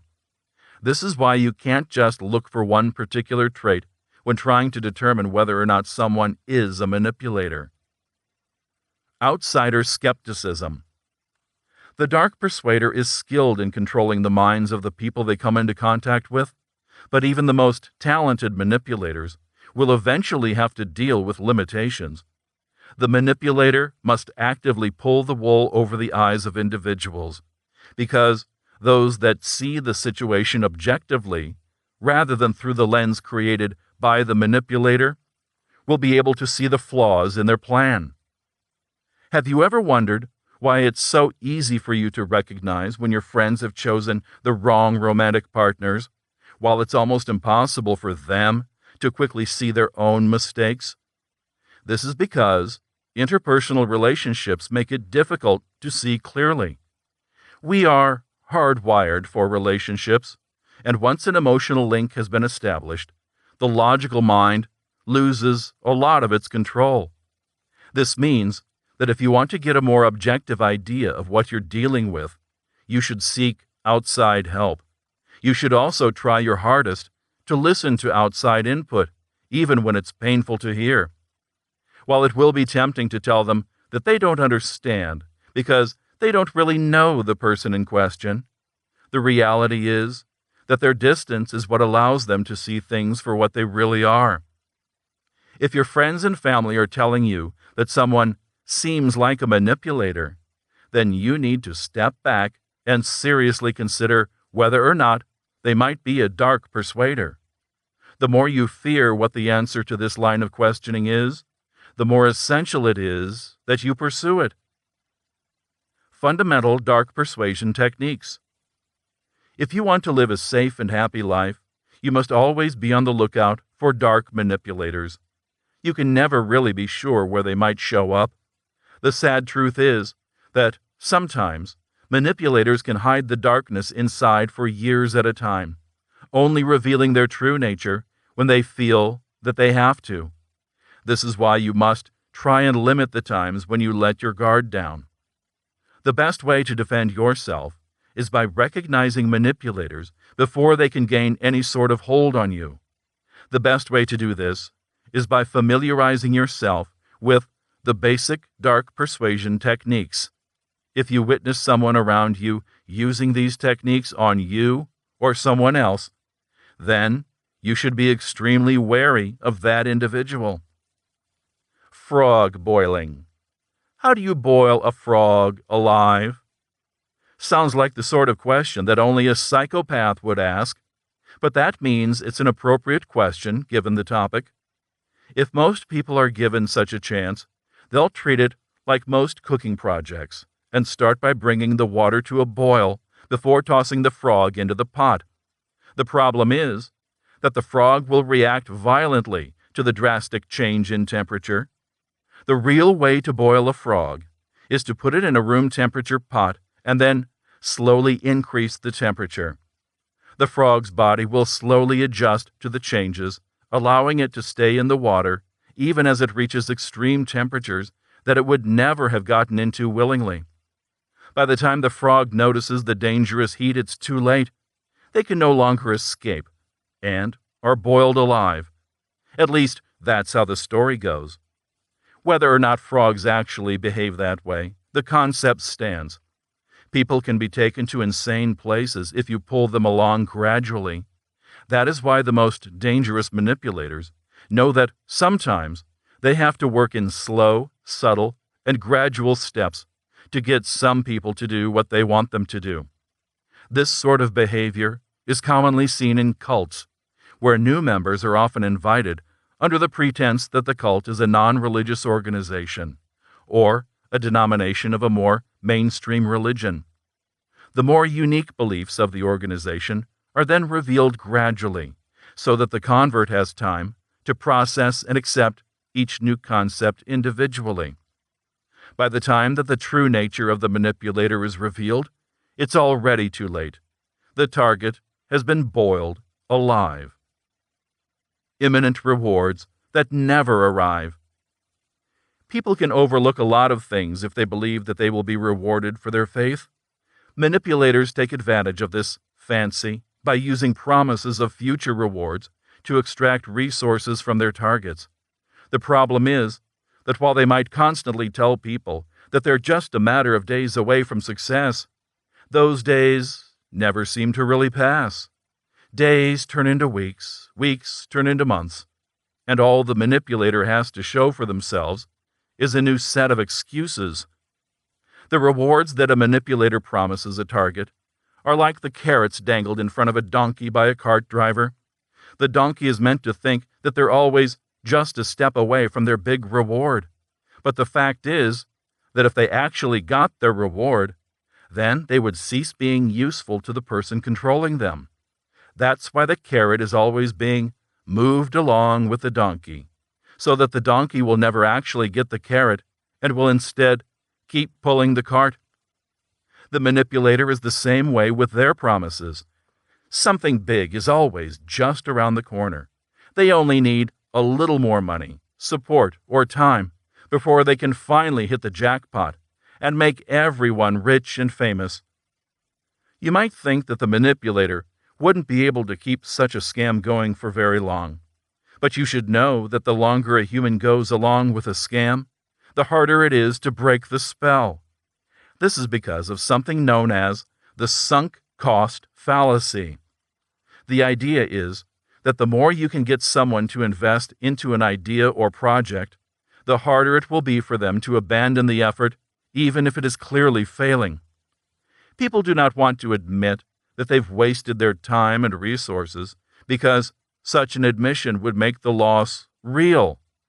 As long as they can pretend as if a big payday is just around the corner, they don't have to worry about their expenses because they'll make everything back plus interest on their day of triumph. The only problem is that with dark persuaders, that triumph never comes. They'll bleed their targets dry until they decide to move on toward greener pastures or are forced to move on. Either way, those that they targeted are left dealing with greater losses than they would have suffered if they had been able to bite the bullet at the first sign of trouble and admit that the plan wasn't going to work. Secrecy. The light can reveal many things that the dark manipulator would prefer to keep hidden. This is why they tend to work in secrecy, limiting the spread of information and encouraging targets to keep things within the group. A manipulator will explain that the relationship they have with their target is special. It's so special that others wouldn't understand. Telling outsiders would just invite ridicule or spread the secret around so that it loses some of its potency. With all this in mind, they'll explain that their target must be quiet about the sacred details of their relationship. Letting them out could lead to disaster. That last statement is powerful because it is partially true. Outsiders can destroy these sorts of relationships, but most would argue that such destructions are actually positive. The fact is that outsiders are able to catch things that people who are closer to the manipulator might miss. Since an outsider isn't living through the intimate moments of the process, they're able to look at things more objectively. An honest talk with a friend could alert the target to the fact that the manipulator's statements don't make sense or are unrealistic. And without the manipulator to act as a slick apologist, their arguments can fall apart. This is why dark persuaders will do everything they can to keep things as secretive as possible.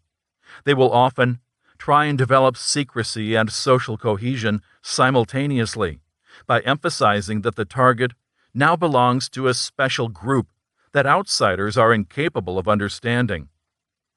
If you want to avoid manipulation, then one of the best things you can do is to cultivate an open and honest group of friends you can discuss matters with. Their second opinion might save you from disaster. Chapter 5. CEM. Covert Emotional Manipulation. Quote, half of the people lie with their lips, the other half with their tears. End quote. From Nassim Nicholas Taleb. Every form of manipulation can be dangerous, but it's possible that no method is more frightening or upsetting than emotional manipulations. Our emotions sit at the core of our being, tied to the most sacred elements of our lives. The idea that some stranger might use our deepest feelings against us can be too much to bear, but it is something we need to face head on. Dark persuaders do not respect the sanctity of human emotions. The fact that we can have such a complicated relation with our emotions only encourages them to turn them into weapons. If you only learn to look out for one form of manipulation, then you should definitely come to understand covert emotional manipulation. It's a topic that you simply can't afford to ignore. Purest form of manipulation. The first line of defense against manipulation is the logical mind. If we can think a situation through carefully and clearly, then we can usually come up with some sort of logical solution. We might not be able to pull it off, but we're still able to plan it out. This all goes out the window when emotions are involved. Think of our emotions as the secret back door that is installed into our being. It allows people to bypass the vast majority of our mental defenses and go directly for our most central and vulnerable areas. Simply put, emotions tend to be the weak spot for every human being. This is the reason why the worst villains know to target the family members of someone they wish to control. The emotional ties between loved ones are so strong that they can be used to convince people to do things they would never do otherwise. While you might never be in a situation where people you care about are kidnapped and used against you, you will almost certainly find yourself in situations where people are working in secret to convince you to take a certain action. You may be under the control of a manipulator as you read this. The truly scary thing about covert emotional manipulation is the fact that it is carried out in secret. To understand covert emotional manipulation, the concept must be broken apart so that each individual element can be examined. The first word is covert, which means secret or concealed. This helps us understand that we're dealing with a behavior that is not for public consumption. Manipulators who engage in covert emotional manipulation are trying to fly under the radar and avoid detection by their target and anyone else who might threaten their efforts. The next word is emotional. This means that we're talking about manipulation that is focused on emotions like fear, love, anger, disgust, nostalgia, and all of the rest. This type of manipulation is diving deep, going beyond logic and reason, and digging into the soft and vulnerable core within all of our hearts. Emotional attacks can feel just as painful as physical assaults, but emotional attacks aren't necessarily illegal. Skilled emotional manipulators can do incredible damage without ever having to face the music for their vicious actions. Finally, the last word in the term is manipulation. As stated earlier in this book, this term refers to actions where one party is trying to control the other for their own personal needs. It's about reducing a human being into something like a tool to be used and tossed away. When you add together all of these elements, it's easy to see why covert emotional manipulation is the most destructive form of manipulation, in addition to being the purest. And if that wasn't bad enough, it's also one of the hardest things to get away from. The fact is that every human interaction has an emotional level. You're happy to see your friends, and sad when they leave. You're scared to speak in front of a crowd, but excited when you get up and find that you can hold their attention. Emotions are an essential part of the human existence, with every moment of our waking lives. This constant presence is one of the reasons why emotionally manipulative actions can go unnoticed. People who are used to dealing with a constant emotional flux may not immediately pick up on some of the more subtle attempts at emotional control. Skilled manipulators can carefully read the room and adjust their emotional overtures so that they manage the flow of the situation without drawing attention to their actions. It can actually be quite amazing to watch if you aren't one of the poor souls who's been caught up in the magic show and dragged along wherever the manipulator is taking them. Can't escape from it. The fact of the matter is that no matter where you go and what scenario you find yourself in, you'll always be at risk of some form of emotional manipulation. It might be at the hands of a dark persuader, or you could be dealing with an individual who is simply damaged and is taking out their own issues on innocent individuals such as yourself. Your relationship with your boss, the friendships you have with your peers, the loving bonds you share with your romantic partner, and the deep familial connections you share with your blood relatives. All of these connections are emotional in their own ways, although some are more emotional than others. This means that each of these relationships could go badly if just one person decides to take the relationship you have and turn it into a weapon that might force you to submit to their will. You may not want to believe that those who are closest to you may turn out to be manipulators, but it is more likely than any of us would like to admit. As the saying goes, we hurt the ones that we love. Some of the most damaging and protracted cases of manipulation involve close family members. The bond between a mother and child might be the most sacred thing in existence, and yet the papers are filled with stories of horrific conflicts between parents and children that end in tragedy. Simply put, it's a dangerous world. You can't even know you're safe when you're around your family. Still, there's a point where you can get too paranoid. If you've never had any issues with your mother before, then chances are she's not using dark psychology to manipulate you into behaving in horrific ways. Nevertheless, it's worth taking the time to develop the abilities necessary to see through the fronts that people put up and see what they're trying to slip by everyone else. Consider this. Every interaction offers a chance for manipulation.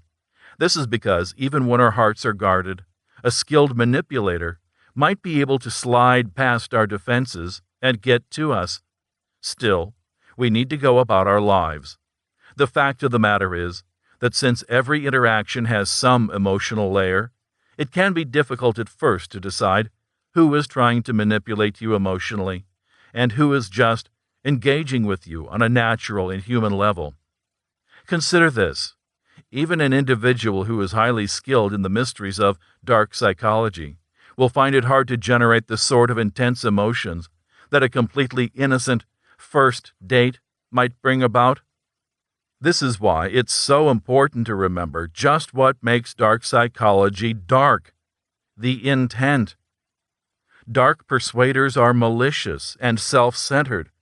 If they work to make you feel happy or loved, it is only so that you'll do something for them in return. They aren't interested in you as an emotional being with love and desires that are all your own. They only see you as a tool that they can use to achieve their own goals. So how do you find out which individuals are practicing this dangerous and vile form of manipulation? Careful observation and research. Watch how they act around you and keep track of how they make you feel. If you feel your emotions shifting as they make subtle changes to their tone, posture, or word choice, then they might be casting a metaphorical spell on you. It's also important to watch and see if they try and use this power to try and get you to take some action. Dark manipulation is all about getting people to take actions that are not in their own interest.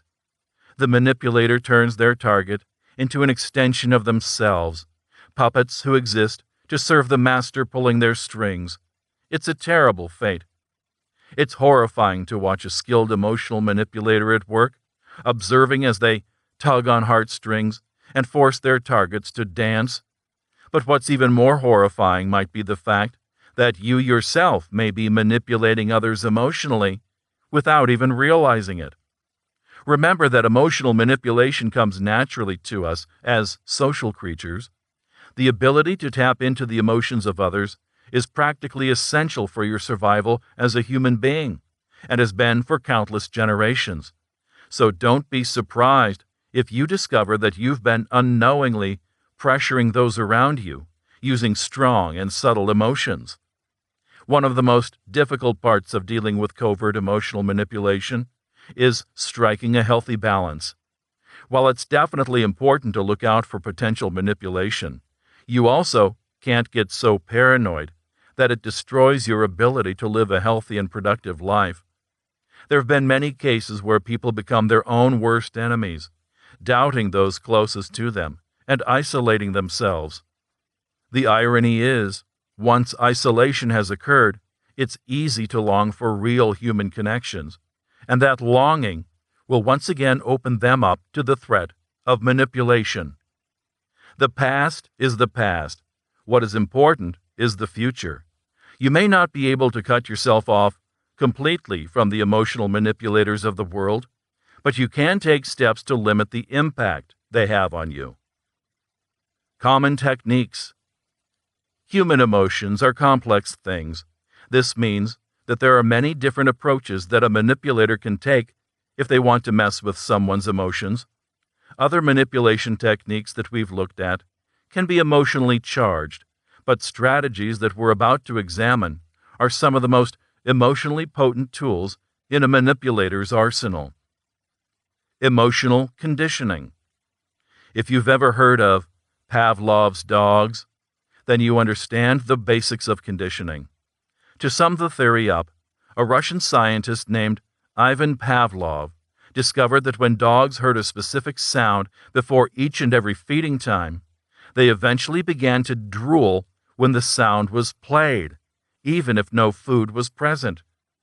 This shows how the mind can create connections between certain external stimuli and physio-emotional reactions. Think about it this way. Pavlov learned to rewire the minds of dogs using only a metronome and some food. The human mind might be larger and more complex than a canine mind, but the basic principles remain the same. The human mind can be conditioned, and manipulators will abuse this fact. Consider a patient and focused manipulator who carefully withholds all positive emotions until a certain condition is met. They might want to train their partner to cook dinner for them, so they begin to withhold things like love and affection until after a meal has been cooked. This creates a sense of conditioning in the mind of the target, where suddenly cooking for their partner is closely tied with the positive emotions that swirl around displays of affection. This is just one broad example to help illustrate the concept. A skilled manipulator can create all sorts of conditioned reactions by carefully managing their behavior. The trick is that the manipulator is cold and detached, while the person being manipulated has to deal with the natural emotions of love, envy, withdrawal, and longing. When emotional imbalances like this exist, it is all too easy for amoral individuals to take advantage of the situation. Divide and conquer. While many emotional manipulation strategies are based around one-on-one interactions, the more advanced manipulators will be able to leverage larger social groups to help control the emotional state of their target. Instead of focusing on one individual alone, they'll go after their target and people close to their target. The name of the game is divide and conquer. This term was originally invented to refer to the strategy that imperial powers like Great Britain would use to take control of a populous nation. A British officer in command of 1,000 soldiers understood that even with their technological advances, they couldn't control a nation of millions on their own, so they enlisted the help of the locals to colonize the locals. The idea was that the existing divisions between different ethnic groups, religions, and other population groups could be exploited. If Hindus and Muslims were busy worrying over one another, then they would be unprepared to handle the British colonizers that were slowly taking control. The days of Britain's global empire are now long gone, but their insidious logic still stands. A skilled manipulator can take advantage of group dynamics by looking for divisions within the group and exacerbating them, driving them apart so that they'll never ally against their common enemy. Watch out for manipulators that act like aloof and impartial third-party observers while seeking out and spreading gossip. Manipulators understand that a few juicy pieces of gossip can turn friends into enemies and drive people into the arms of those who are seen as good listeners. A manipulator might seem to be an attentive listener, but that's only because they're carefully searching for any details that they can use to further their goals. Heightened dramatics. The worst manipulators tend to be individuals who have emotional issues, but different people experience such issues in different ways. While some manipulators are quite cold and unemotional themselves, others may go off in the opposite direction. Some particularly self-centered manipulators will seek out or generate dramatic events so that they can be the center of attention. They see the world as a stage, and they are starring in the leading role. If they can't have all eyes on them, then they start to fall apart, creating an even more dramatic situation. In addition to playing the role of an actor, the manipulator will also act as a director and cast those around them in their dramatics. Sometimes they'll just use them to generate even more drama. But the more Machiavellian individuals will orchestrate the drama so that it helps them achieve their greater goals. As humans, we're naturally drawn to the dramatic. It's the reason why we love movies, television, books, and the theater. It's all too easy to get swept up in the dramatics of a talented manipulator. So make sure to be on your guard against individuals who constantly have the drama dial cranked up to 11. Projection. You should always pay special attention to accusations made by potential manipulators. The words they use may be the key to understanding where exactly they're coming from. This is because one behavior that is common along manipulators and dark triad individuals is projection. This is where an individual projects their own emotional baggage onto the person they're talking to. For example, a cheater might handle their feelings of guilt by accusing their partner of cheating. With this in mind, if you pay attention to accusations an accuser makes against you, then you can get a decent picture of what is going on in their mind.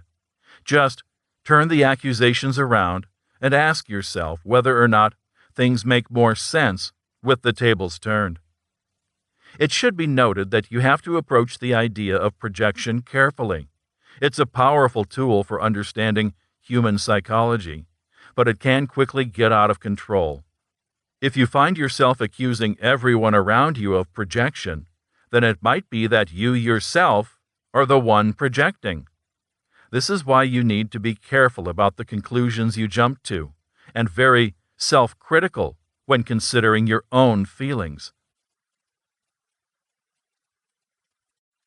Chapter 6. Mind Games or Psychological Warfare. Quote, "In the big leagues, everyone has ability. It always comes down to mind games. Whoever is more mentally strong wins." End quote. From Muhammad Ali. The term mind games can be difficult to take seriously at first because the name has an almost playful connotation. After all, who doesn't like to play games? But this is precisely what can make mind games so dangerous. Anyone who has wrestled with a sibling knows that the line between play fighting and actual fighting is thin. Even if neither party is trying to hurt the other, all it takes is one miscalculation to inflict pain and suffering. Now imagine that one of the individuals involved has malicious intent. The problem with mind games in the dark psychology sense is the disconnect between the two parties involved. The person being targeted is playing by the normal rules of human society and is limited by things like empathy and a sense of right and wrong. The dark persuader often operates without these restrictions. The only thing written in their rule book is that there are no rules. They will do whatever it takes to win. They aren't really games, are they? When do games become something more? Imagine finding yourself in a fencing match. You might be a little nervous if you've never taken part in such a game before, but you won't be too nervous because you know that fencing is a safe activity. The person across from you looks like they know what they're doing and has a relaxed attitude that puts your mind at ease. Everything fits with your preconceived notions, and so your critical thinking shuts down so you can follow the steps you're expected to take. But once the match starts, something starts to feel off. Your opponent is going through the motions you'd expect, but there is an edge to him that feels like it doesn't belong in the game you've agreed to take part. Still, your first few exchanges of lunges and parries goes as you'd expect, and in the rush of the moment, you get so caught up with moving from moment to moment that you lose sight of the bigger picture. It's only when you feel a stinging in your side that you realize something is wrong. You look down and see that your opponent's foil has drawn blood. He's not using the blunted blade that the rules call for. He's using a real weapon that has just done real harm. Looking up, you see that his expression is unchanged. He looks calm and in control. His demeanor is so commanding that you start to question your own.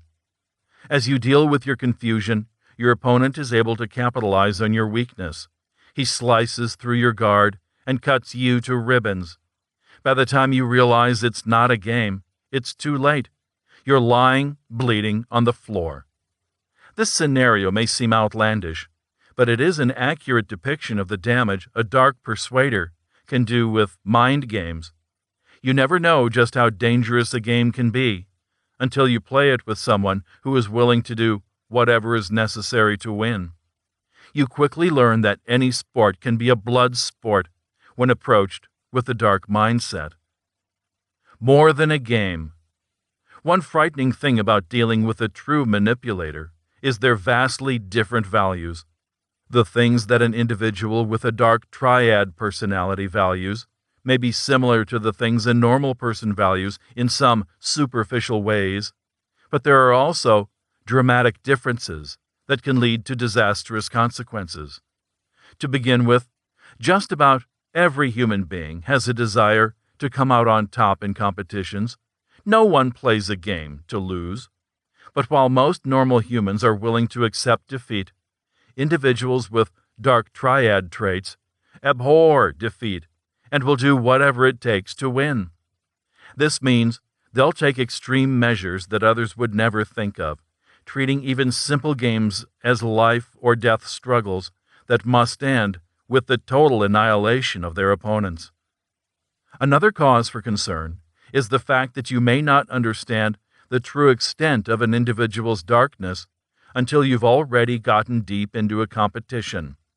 Dark manipulators often learn how to fake basic human emotions. It's only when situations start to get more drastic that the cracks in their armor start to show. This is another reason why it is so important that you develop the ability to recognize manipulators as soon as possible. The best way to win a mind game with a dark influencer is by avoiding it in the first place. Still, not all conflicts can be avoided. There are some games we're forced into playing, so it's worth looking deeper into the dark psychology of mind games. 3 mind games we're all guilty of playing. One thing that you need to understand is that we all play mind games. Those who say they don't play such games either misunderstand what they are or suffer from some psychological blind spots. Mind games are a normal part of human psychology, and just like any other area of psychology, dark manipulators take what naturally exists and crank it up to extremes for their own purposes. So if you want to understand mind games in the dark psychology context, then it's helpful to start at a more normal level. Once you recognize the games that you yourself might be playing on a daily basis, then you shouldn't have too much difficulty seeing how the dark manipulators we've been looking at throughout this book can twist and distort our minds in dangerous ways. The blame game. No one wants to believe that they're at fault. Most people feel awful when they believe that they're the reason that something has gone wrong. That is why it's common for people to quickly pass the blame onto others, whether or not the other person deserves it. The best way to live a happy and healthy life is to accept blame personally as soon as possible when taking your time when blaming others. This doesn't mean that you should automatically assume that everything is your fault and that you should trust anyone who says something is your fault. On the contrary, while you should learn to deal with your own feelings of personal responsibility, you should be slow to accept blame handed down by other people. Even if the person you're interacting with seems to be making a good case for why you're at fault, you shouldn't just assume that they're acting from a positive place. Ask yourself whether they seem like they want to help you grow as an individual, or whether they want to pass the blame along so they don't have to deal with it themselves. Finally, you need to be prepared to accept the fact that dark triad individuals will almost never own up to their own actions. Even when they apologize, they'll often weave countless excuses and dodges into their apologies. "I'm sorry you feel that way," is a common call, appearing to accept responsibility while avoiding it in actuality. You may be looking for a way to trick a manipulator into taking the blame for a problem they've caused, but down this road lies madness. What you need to be able to do is accept that even if they clearly are to blame, they will never own up to it. You should also understand that certain personality types are pathologically unable to accept blame. Getting them to see their fault is like getting a colorblind individual to see all the colors of the rainbow. Know when something isn't going to happen, accept it, and move on with your life. Insult humor. One of the things that sets mind games apart from other mind control and manipulation techniques is the ambiguity involved in. Many of the games operate along a razor-thin line, separating healthy and unhealthy behavior. This can serve an important role in socializing individuals into larger society. Playing such games helps them calibrate themselves to the rules of society in general, and the individual needs of those around them in particular. A clear example of this can be seen in the use of what we will call insult humor. Insult humor is any sort of joke at the expense of another person. It can sound cruel when looked at in a clinical way, but anyone who has had a normal childhood has experienced times when they bonded with friends, family, and peers through the use of insult humor. Properly used, insult humor can help peers to toughen up one another in a safe environment before they're thrust into more serious situations where they'll need to withstand harsh criticism. It also serves as a type of bonding. The entire ritual is based on the idea that friends and family can say things to one another that no one would allow a stranger to say. This allows for criticisms to be aired in a more productive environment, with the humor acting like a spoonful of sugar to help the metaphorical medicine go down. But while insult humor can be productive, it can also be destructive. There is a fine line between jokes that help to toughen someone up and jokes that tear them down. While normal individuals will try and adjust their jokes so that they don't cause lasting harm to their target, a manipulator will use these jokes to break down their target for their own purposes. The modus operandi of a dark manipulator is breaking down individuals so that they can be built up according to the desires of the manipulator. This is disturbingly similar to the way that humor can be used to direct individuals into the path that society wishes them to follow. But we will focus on person-to-person manipulation now. Sometimes it is easy to recognize when jokes have gotten too cruel, but some manipulators are so subtle that their jokes might seem acceptable to strangers who don't fully grasp the dynamics at play. With this in mind, it can sometimes be difficult to decide whether insult humor is constructive or destructive. The easiest way to spot manipulative insult humor is by looking to see whether there is a balanced relationship. Does the person being insulted have the freedom to respond in kind? Many dark triad individuals have no problem pouring heinous insults on others, but can't handle even the slightest amount of criticism. If someone in your life is constantly joking about you, but you can't take a joke about themselves, then you should know that they might be using humor to manipulate you. Another thing to look for is how the jokes are targeted. Is the person making the jokes doing what they can to avoid particularly sensitive topics, or are they consistently targeting vulnerable areas? Manipulators are like predators. They know to target weak points and have a way of homing in on them with startling precision. Having a sense of humor is important, but so is having a sense of self-respect. If someone is constantly joking about your shortcomings, but can't take a joke themselves, then their presence may be hazardous to your mental health. Gaslighting. The final game we will look at is also the most extreme. Gaslighting is a game people play by which they bring the other person's sanity or perception of reality into doubt. Sarkis, 2017. You may think that this is something you would never do, but before you give yourself a clean bill of health, you need to ask yourself a question. Have you ever told someone they were crazy for having a different opinion than you? There's no shame in admitting that you have. It's a common tactic that comes from a deep-seated place within all of us. When we deal with people who have beliefs that come in direct conflict with our own, it's easy to look at the other person as crazy. Seeing things from their point of view is challenging. So, of course, we often resort to something as basic as name-calling when faced with a claim that our minds can barely deal with. As with most psychological threats, the danger comes when natural impulses are taken to extremes. Instead of simply calling the other person crazy, a manipulator will start to use all of their mental powers to try and convince them that there is something wrong with their mind. They will go beyond presentations of facts and logical arguments and start to use covert emotional manipulation to sow seeds of doubt. While gaslighting can be dangerous even in its less severe forms, it's not hard to see how things can become particularly insidious when dark triad individuals are involved.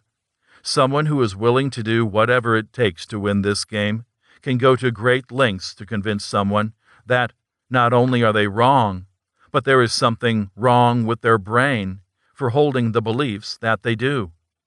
A true psychopath will see no harm in fabricating evidence to prove their position. They may also convince third parties to join in, so that their target feels social pressure to doubt their own memories and experiences. If you believe that someone is attempting to gaslight you, then the best thing you can do is disengage. While it helps to gather up any evidence you can to support your own claims and beliefs, you should be careful about presenting such evidence to the manipulator.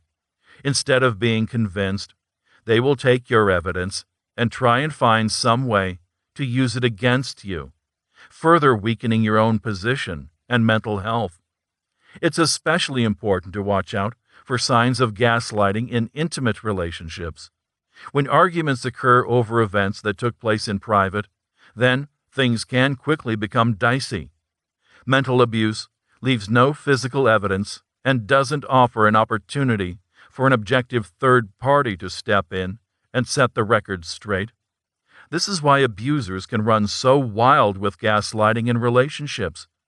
As long as they maintain the emotional high ground, they can convince their partner to doubt their own memory and experience. This is an evil and insidious form of behavior that everyone should be on the lookout for.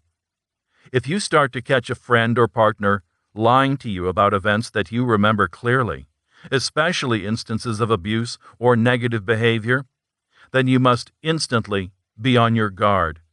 You might feel like you're jumping the gun, but the deeper you allow a manipulator to dig into your mind, the more difficult it will be to clean up the mess that they create.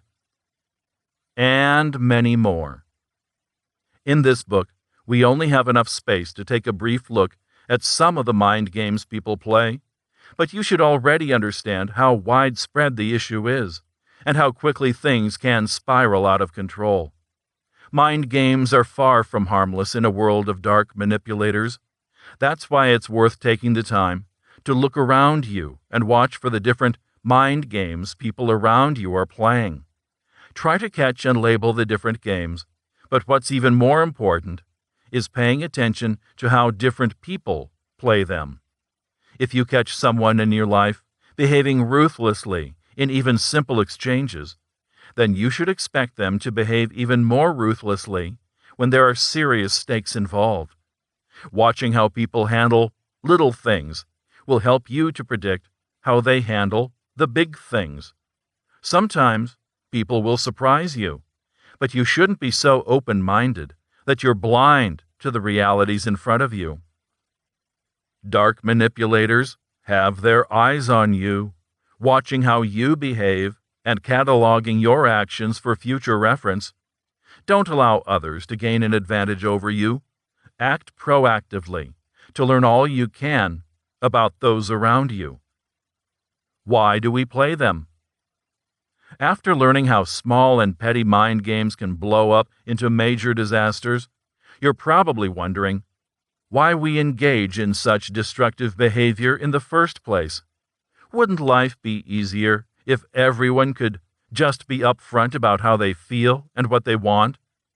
The truth is that while the world might be a better place if human nature could be perfected, as of writing, there doesn't seem to be any way to create perfection amidst the confusion and chaos of the real world. Human beings may have come a long way from our wild past, but we still carry the genes of the furry hunter-gatherers who spent nights huddled into the darkness while jungle cats hunted them for meat. A biological imperative.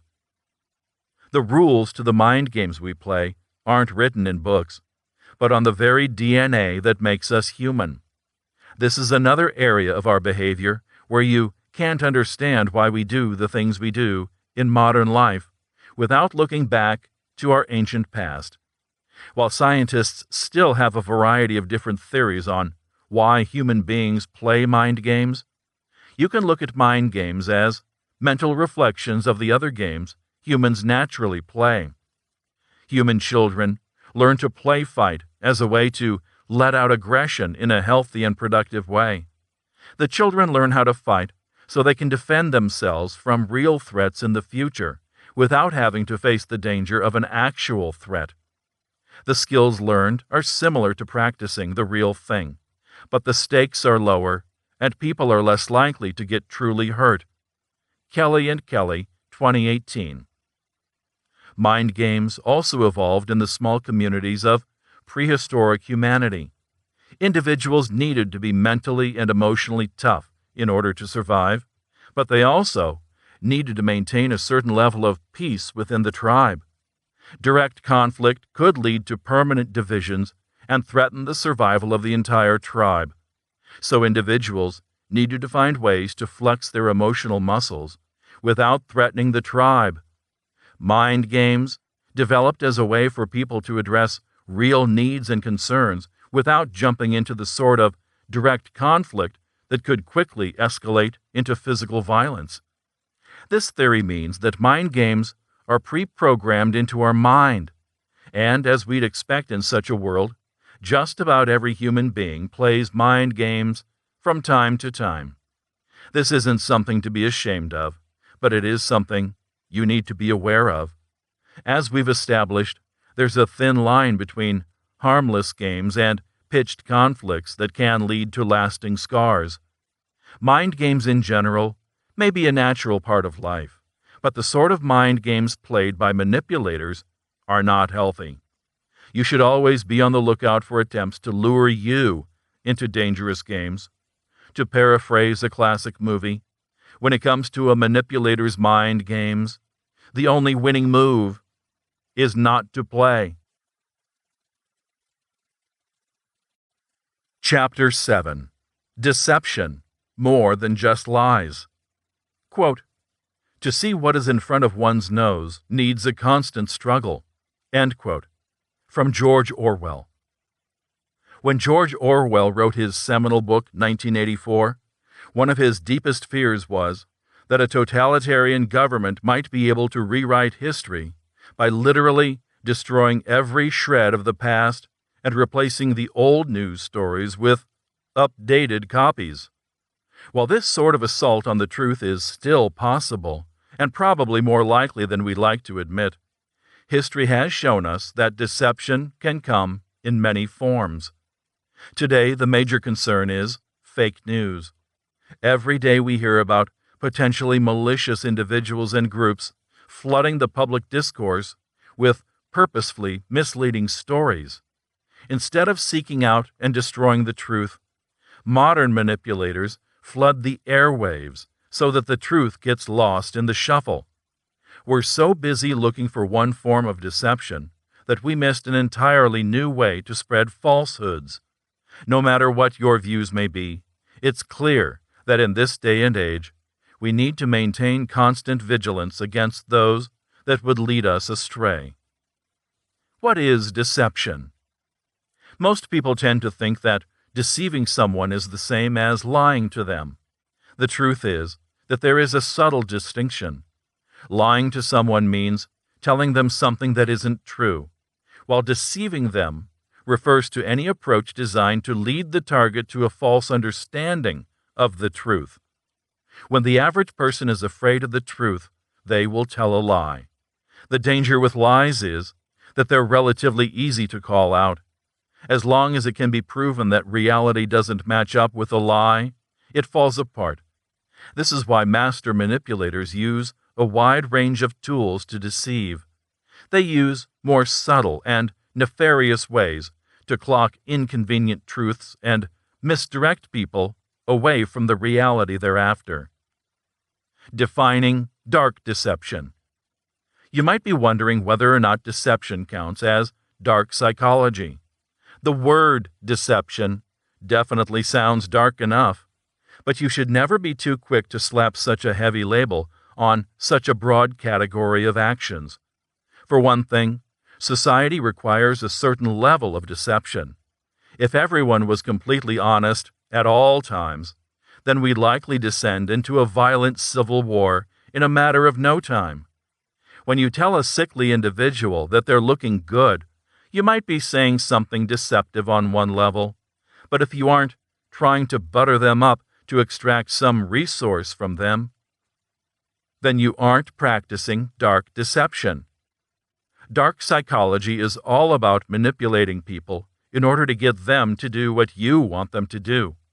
This means that lies that are told without any intent of changing or controlling anyone's behavior probably doesn't fall under the category of dark psychology. Common techniques. Deception comes in many shapes and forms.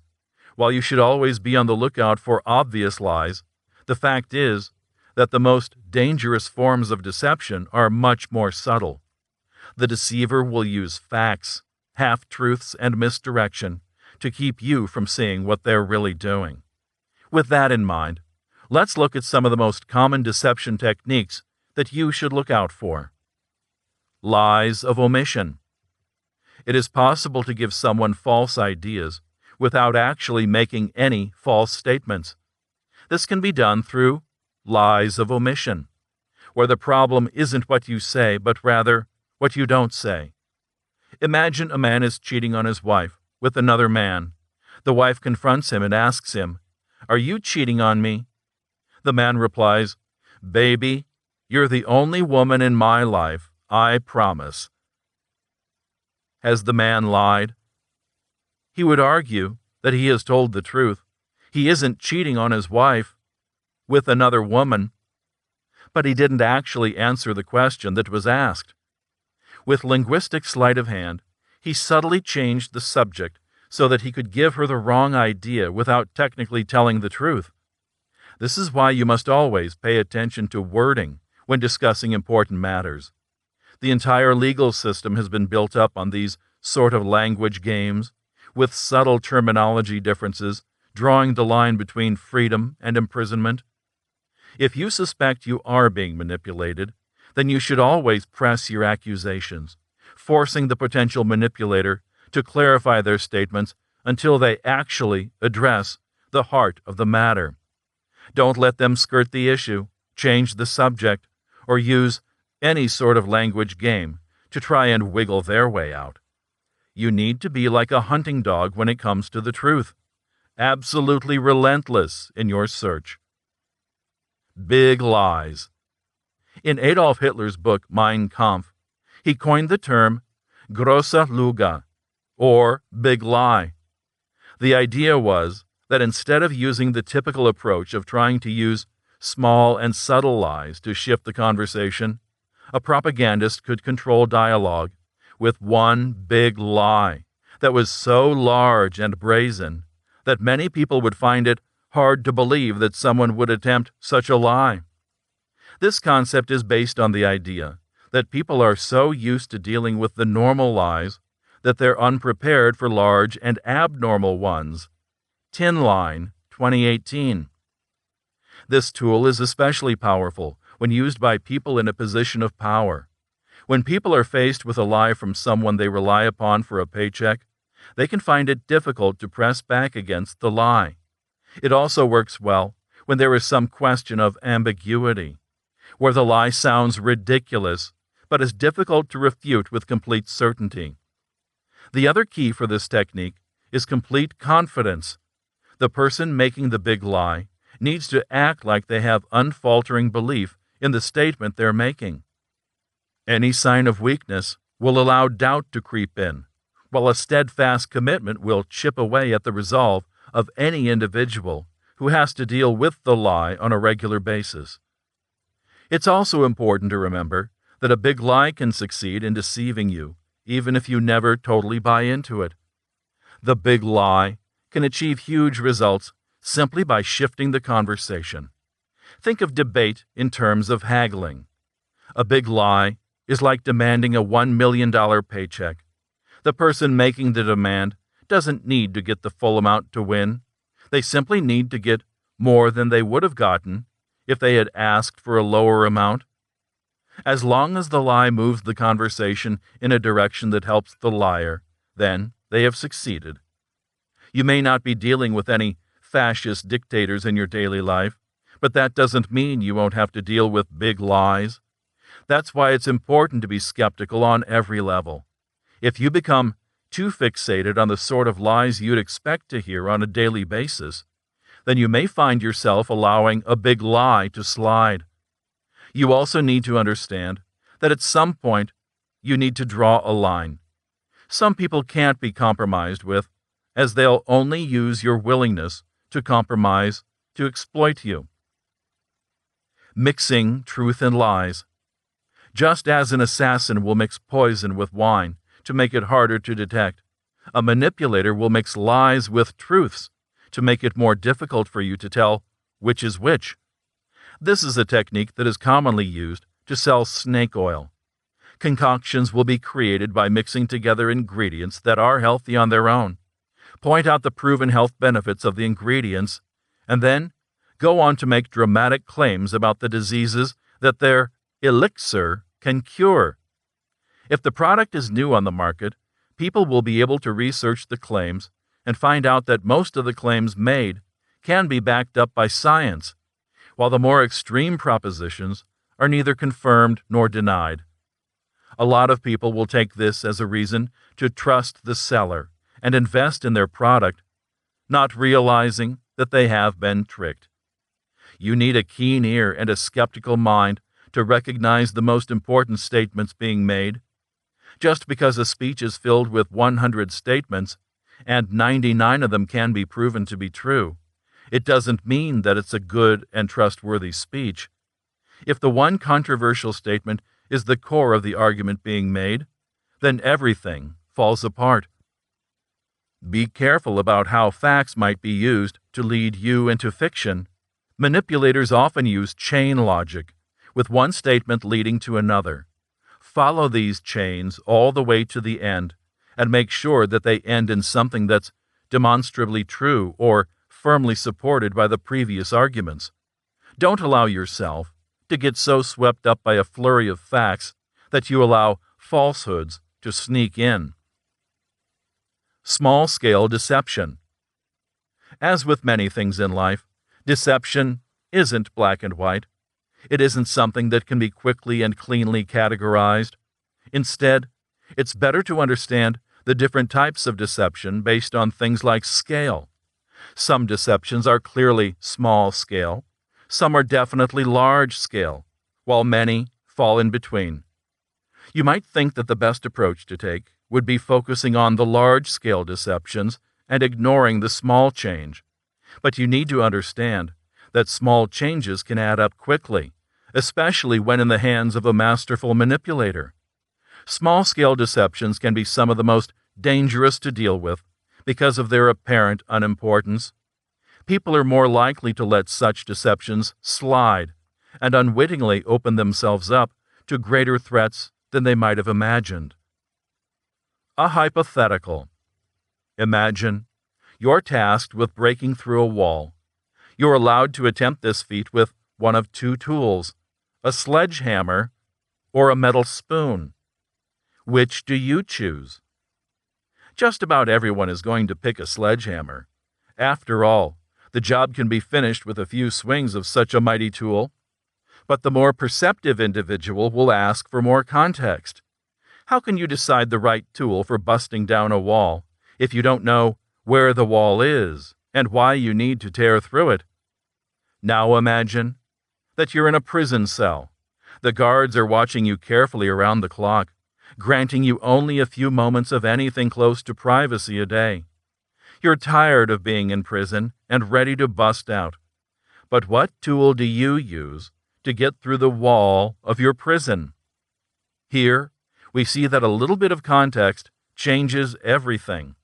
Suddenly, the tool that seemed perfect for the job only moments ago now seems like it'll do more harm than good.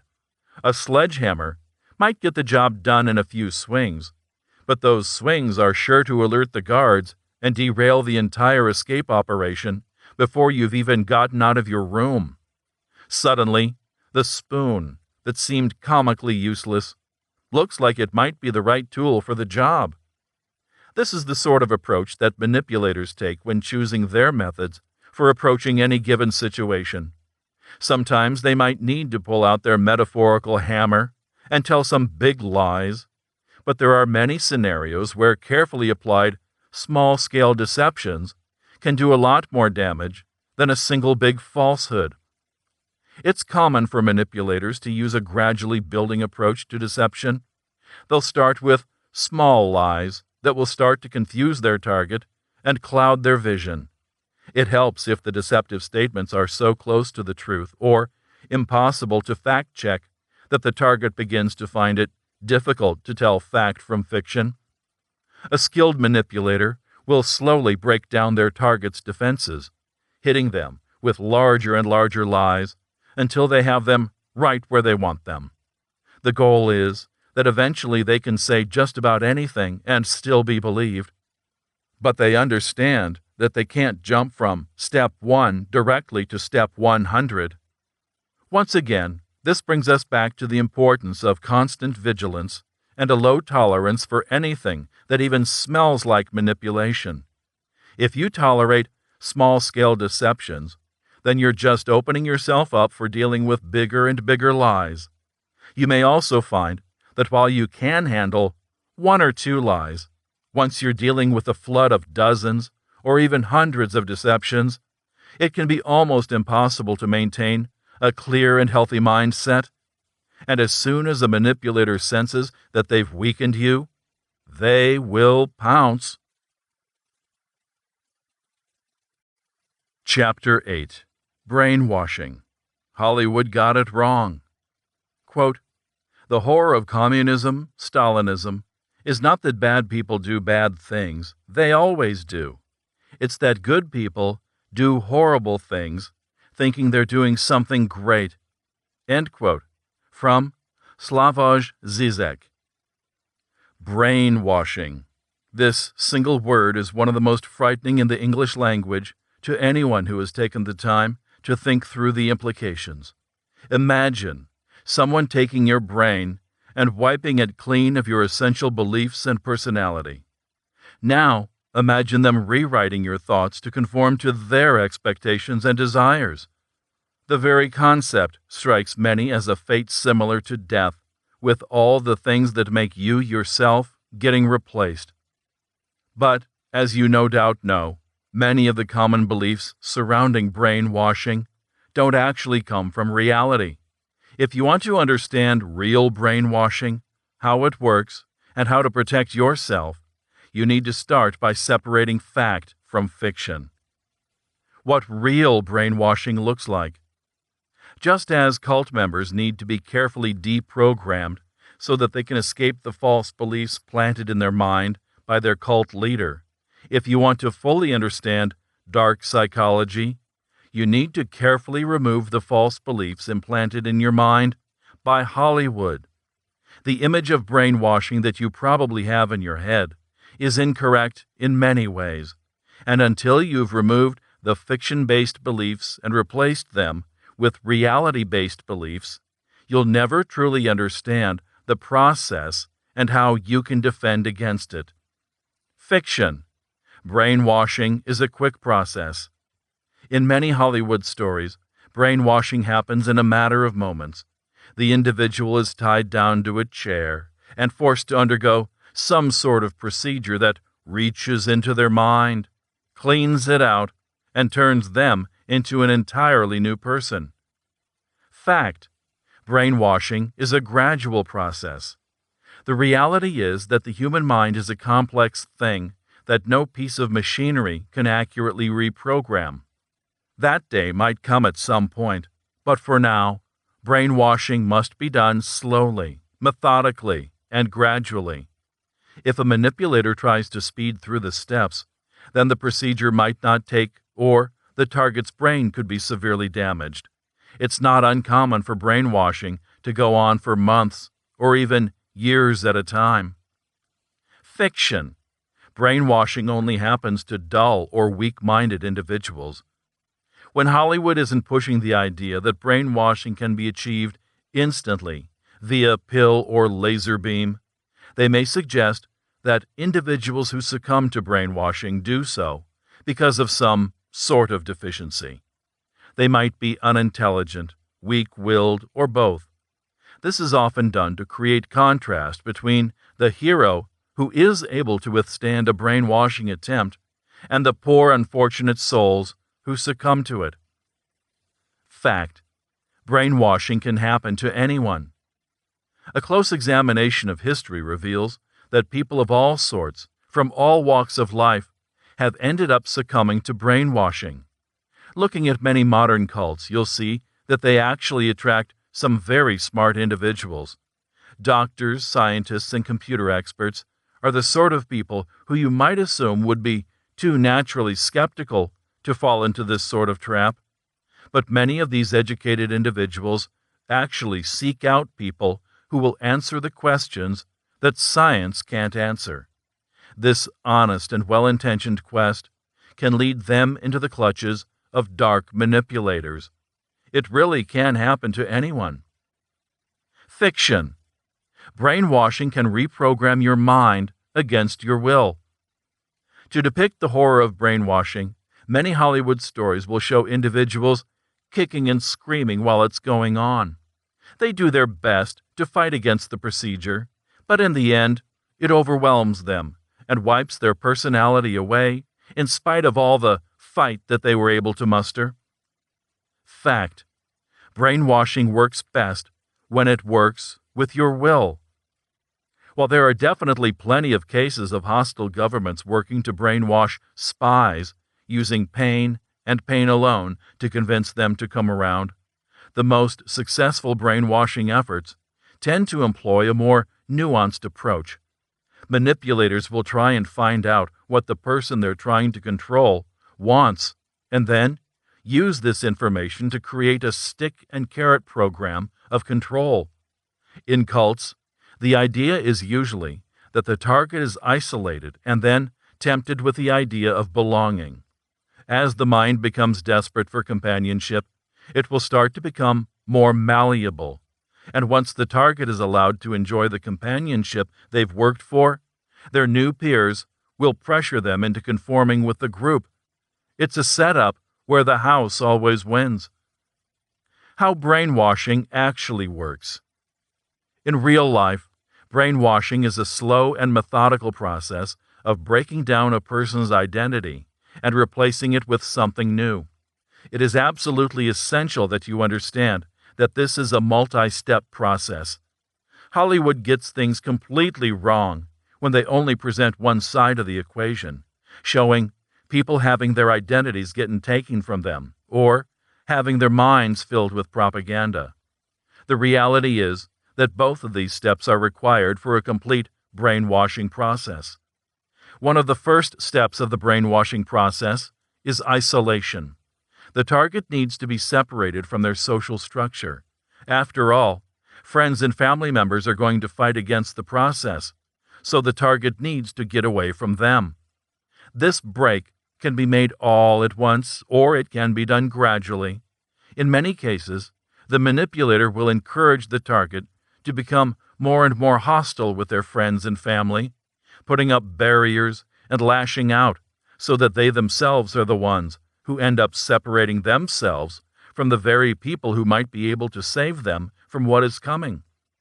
Once some degree of isolation has been achieved, the manipulator can begin to attack the target's existing identity. The goal is to completely hollow them out so that they can be filled up with whatever the manipulator has in mind later on. Some manipulators will start with an all-out blitz on their identity, while others will slowly build up criticism until every facet of the target's personality has been torn down.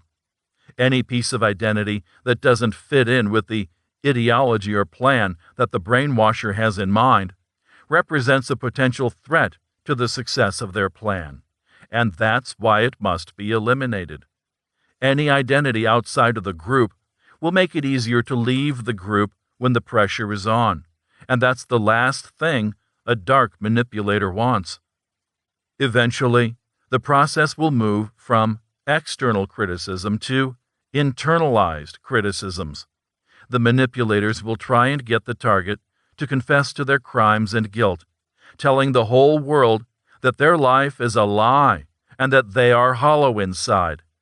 The idea is that you can only shape a person's thought process so much by telling them how to think.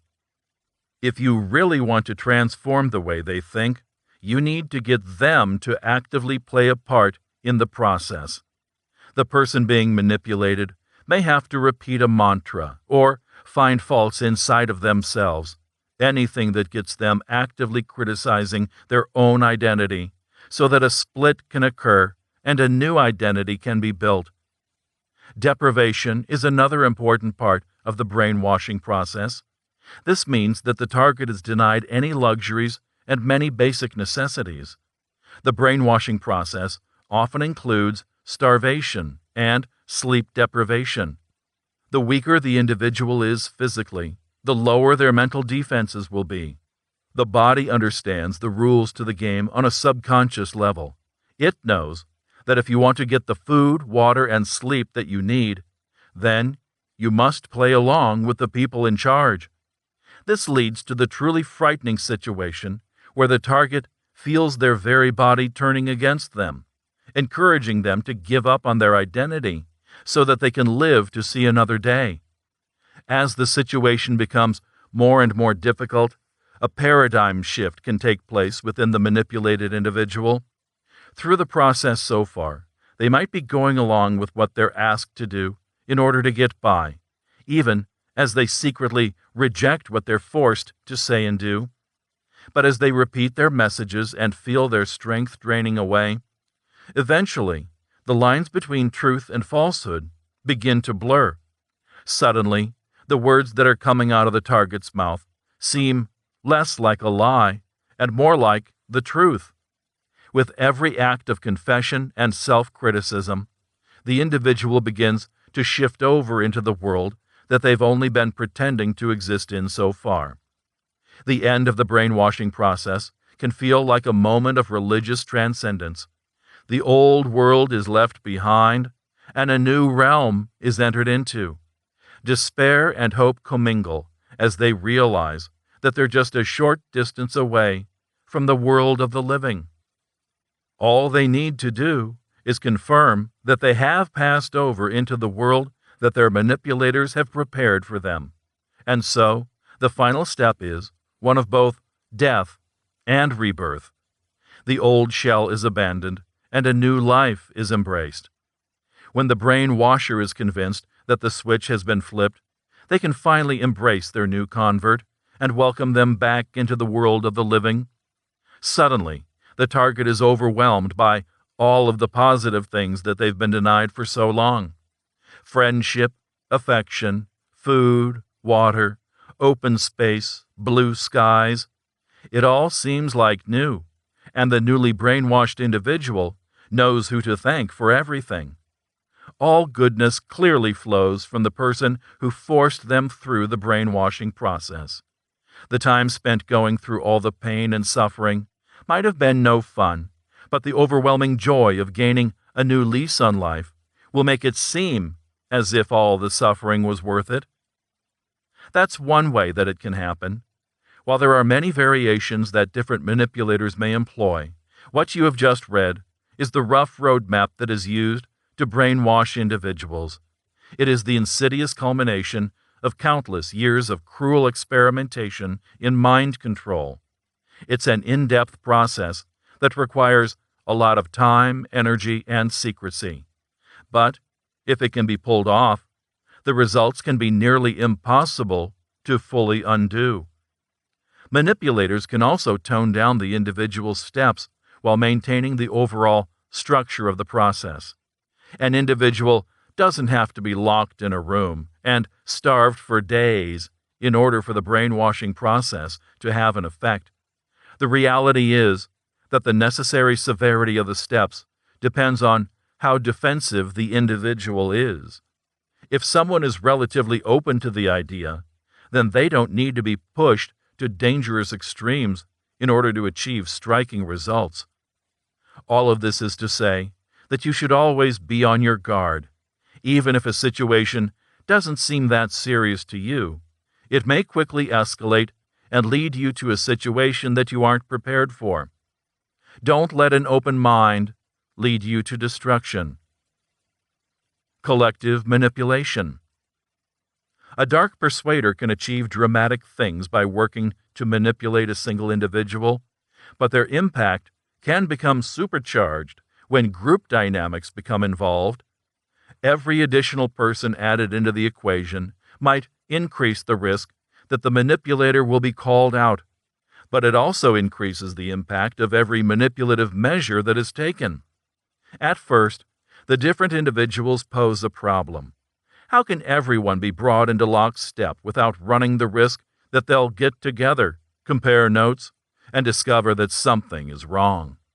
Many ill-equipped manipulators find their efforts falling apart as they gather together groups of individuals who have the fortitude and independence necessary to overcome the charms of the group's founder. But with time, luck, or sheer force of will, eventually there comes a point where the power of the group is harnessed to strengthen and develop the group. Collective manipulation takes the basics of manipulation and pumps it up exponentially. It means that instead of just having one individual who is constantly having to reinforce the beliefs against the threats of the outside world, every member of the community can step in and do their part to build up and reinforce the common belief system. Everyone is following behind the leader, but the leader is no longer acting on their own. Every effort the leader makes ends up echoing through the hierarchy that they have set up. Seeing this sort of thing take place before your very eyes is as awe-inspiring as it is frightening. It shows you just what humans are capable of achieving once they set their mind to the task at hand. It's enough to help you understand how manipulators end up believing their own lies. Manipulators aren't always immune from their own charms. Some manipulators end up falling for their own stories once they begin reflecting back by their followers. This can create an intense series of reflection and amplification that can lead to some mind-boggling places.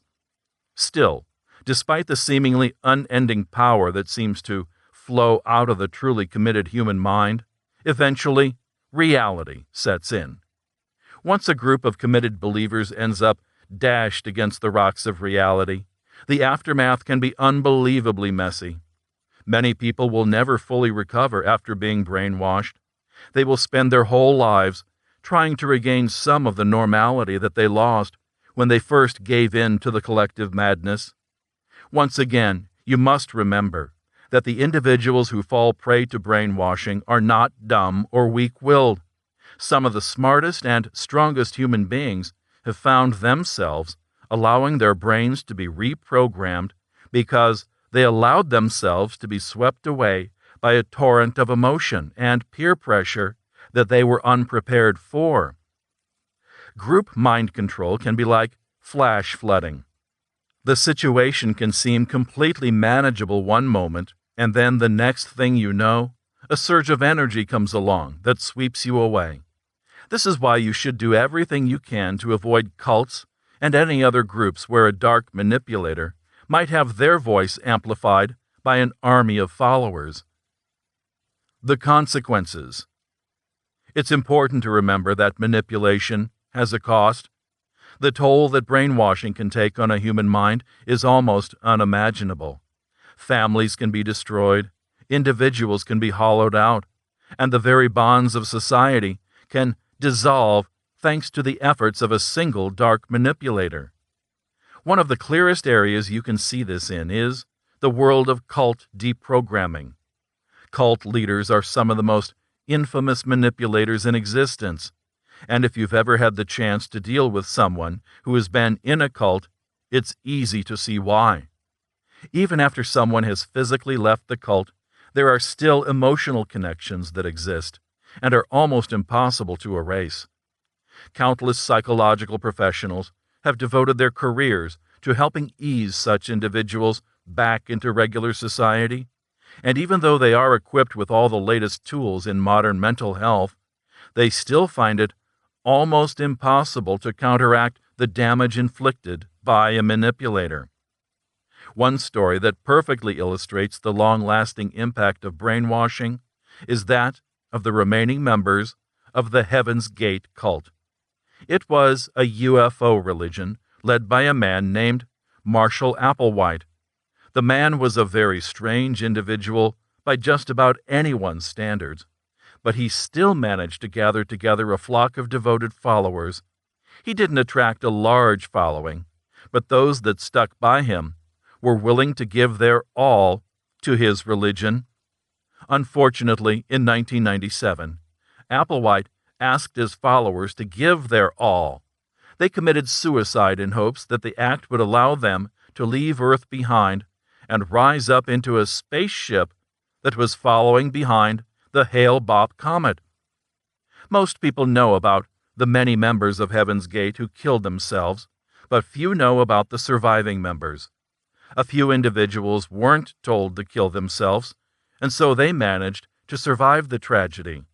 You would think that witnessing the mass suicide of their friends would convince them that the man they viewed as a prophet was actually a dangerous madman.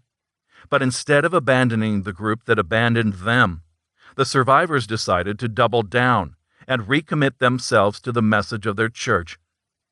Over 2 decades have passed since the mass suicide, and there are still 2 Heaven's Gate members working diligently to preserve the church's website while they wait for the UFO to return and offer them a chance to go and join their friends.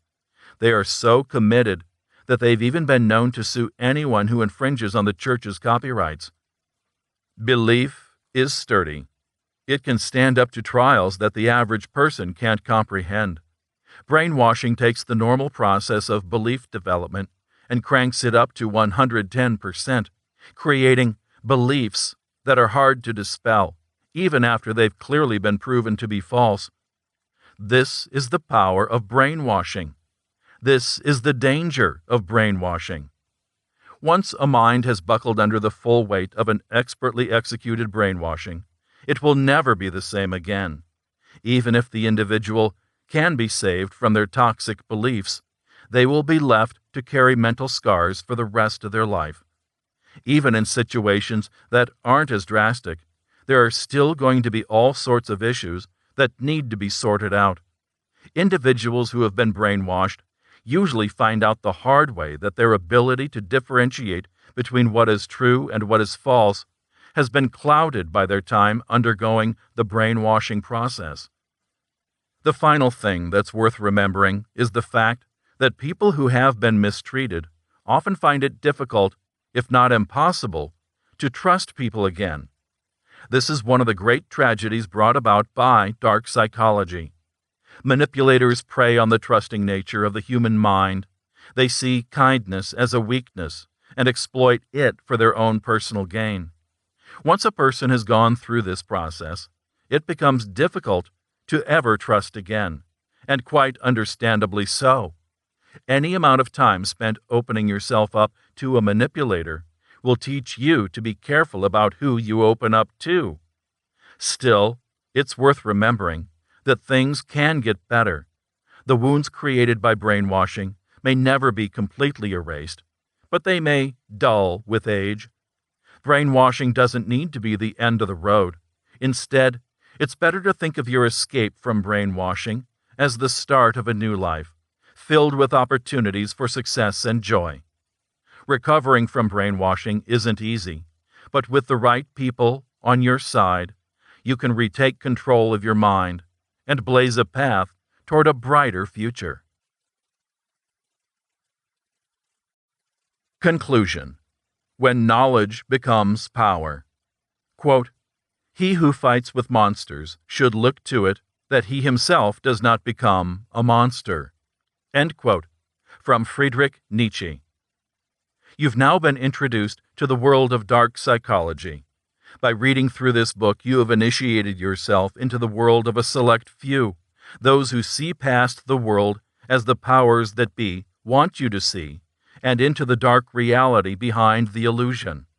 If you're like most people who learn these facts, you'll never be able to see the world the same way. Around every corner, you'll see manipulators lying in wait.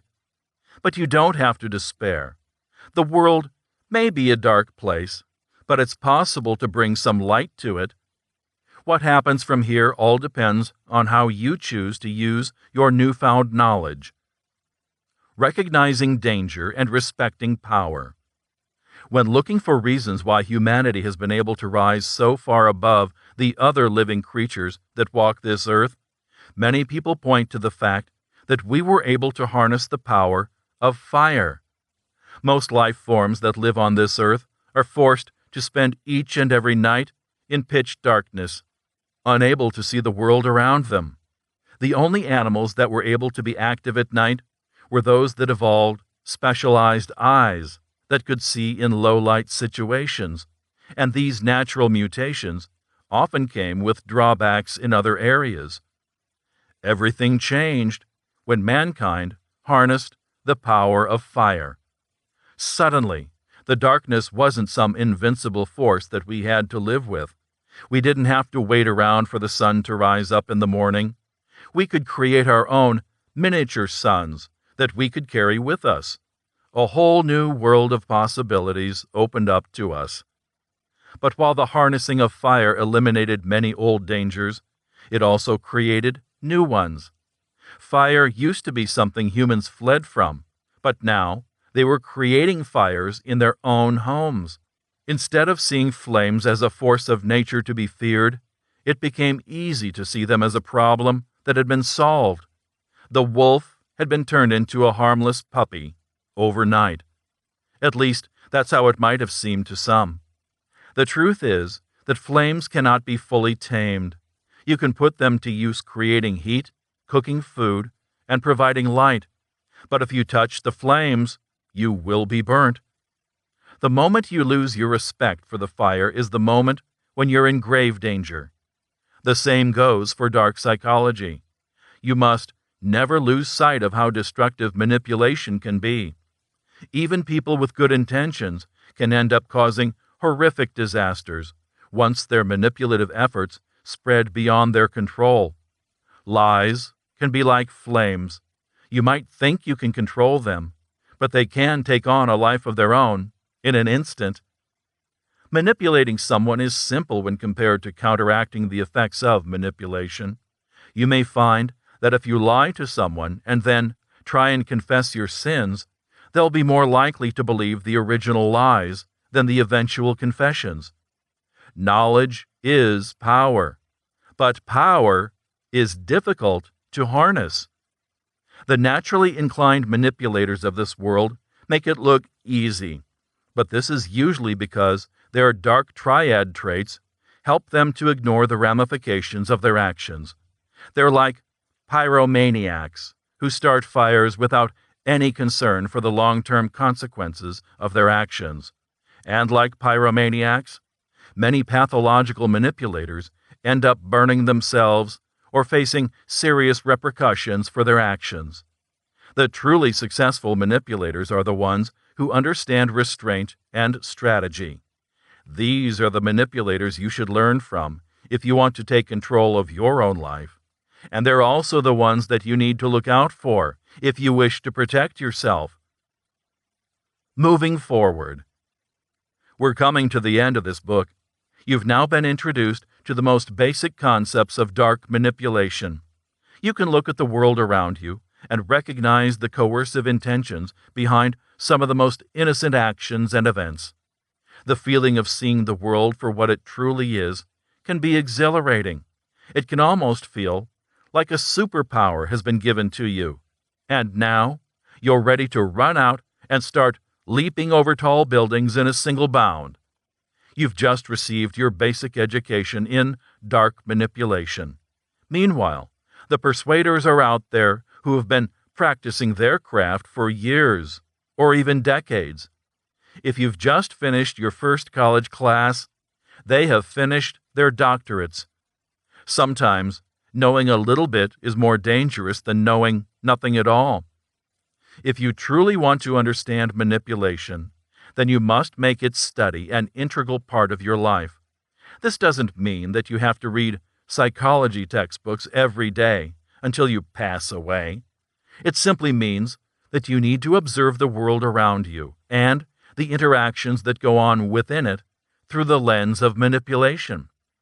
With every day and each new observation, you'll gain a deeper understanding of how the human mind works and how it can be manipulated. The theoretical knowledge you've gained from this book will start to map into the practical knowledge you gain from real-life experience. When that happens, you can really achieve some amazing things. Out of Darkness. This book was written to shine a light on a world of darkness, but you must remember that the first glimpse of light in a dark cave will blind those who are looking on. It takes time for the human eye to adjust to new light, and it takes time for the human mind to adjust to new information. The good news is that by reading this book, you've already taken your first step into a world of greater understanding. Most people in this world never go this far. You don't need to be the world's foremost expert in manipulation to get ahead in this life. You just need to know more than the average person. In the land of the blind, the man with one eye is king. Now that your eye has finally started to blink open, what will you do? Manipulation. How to master the art of analyzing people and influence human behavior with dark psychology and mind control techniques. Copyright 2019 by Amanda M. Myers, all rights reserved. The content contained within this book may not be reproduced, duplicated, or transmitted without direct written permission from the author or the publisher. Under no circumstances will any blame or legal responsibility be held against the publisher or author for any damages, reparation, or monetary loss due to the information contained within this book, either directly or indirectly. Legal notice. This book is copyright protected. It is only for personal use. You cannot amend, distribute, sell, use, quote, or paraphrase any part or the content within this book without the consent of the author or publisher. Disclaimer notice. Please note, the information contained within this document is for educational and entertainment purposes only. All effort has been executed to present accurate, up-to-date, reliable, complete information. No warranties of any kind are declared or implied. Readers acknowledge that the author is not engaging in the rendering of legal, financial, medical, or professional advice. The content within this book has been derived from various sources. Please consult a licensed professional before attempting any techniques outlined in this book.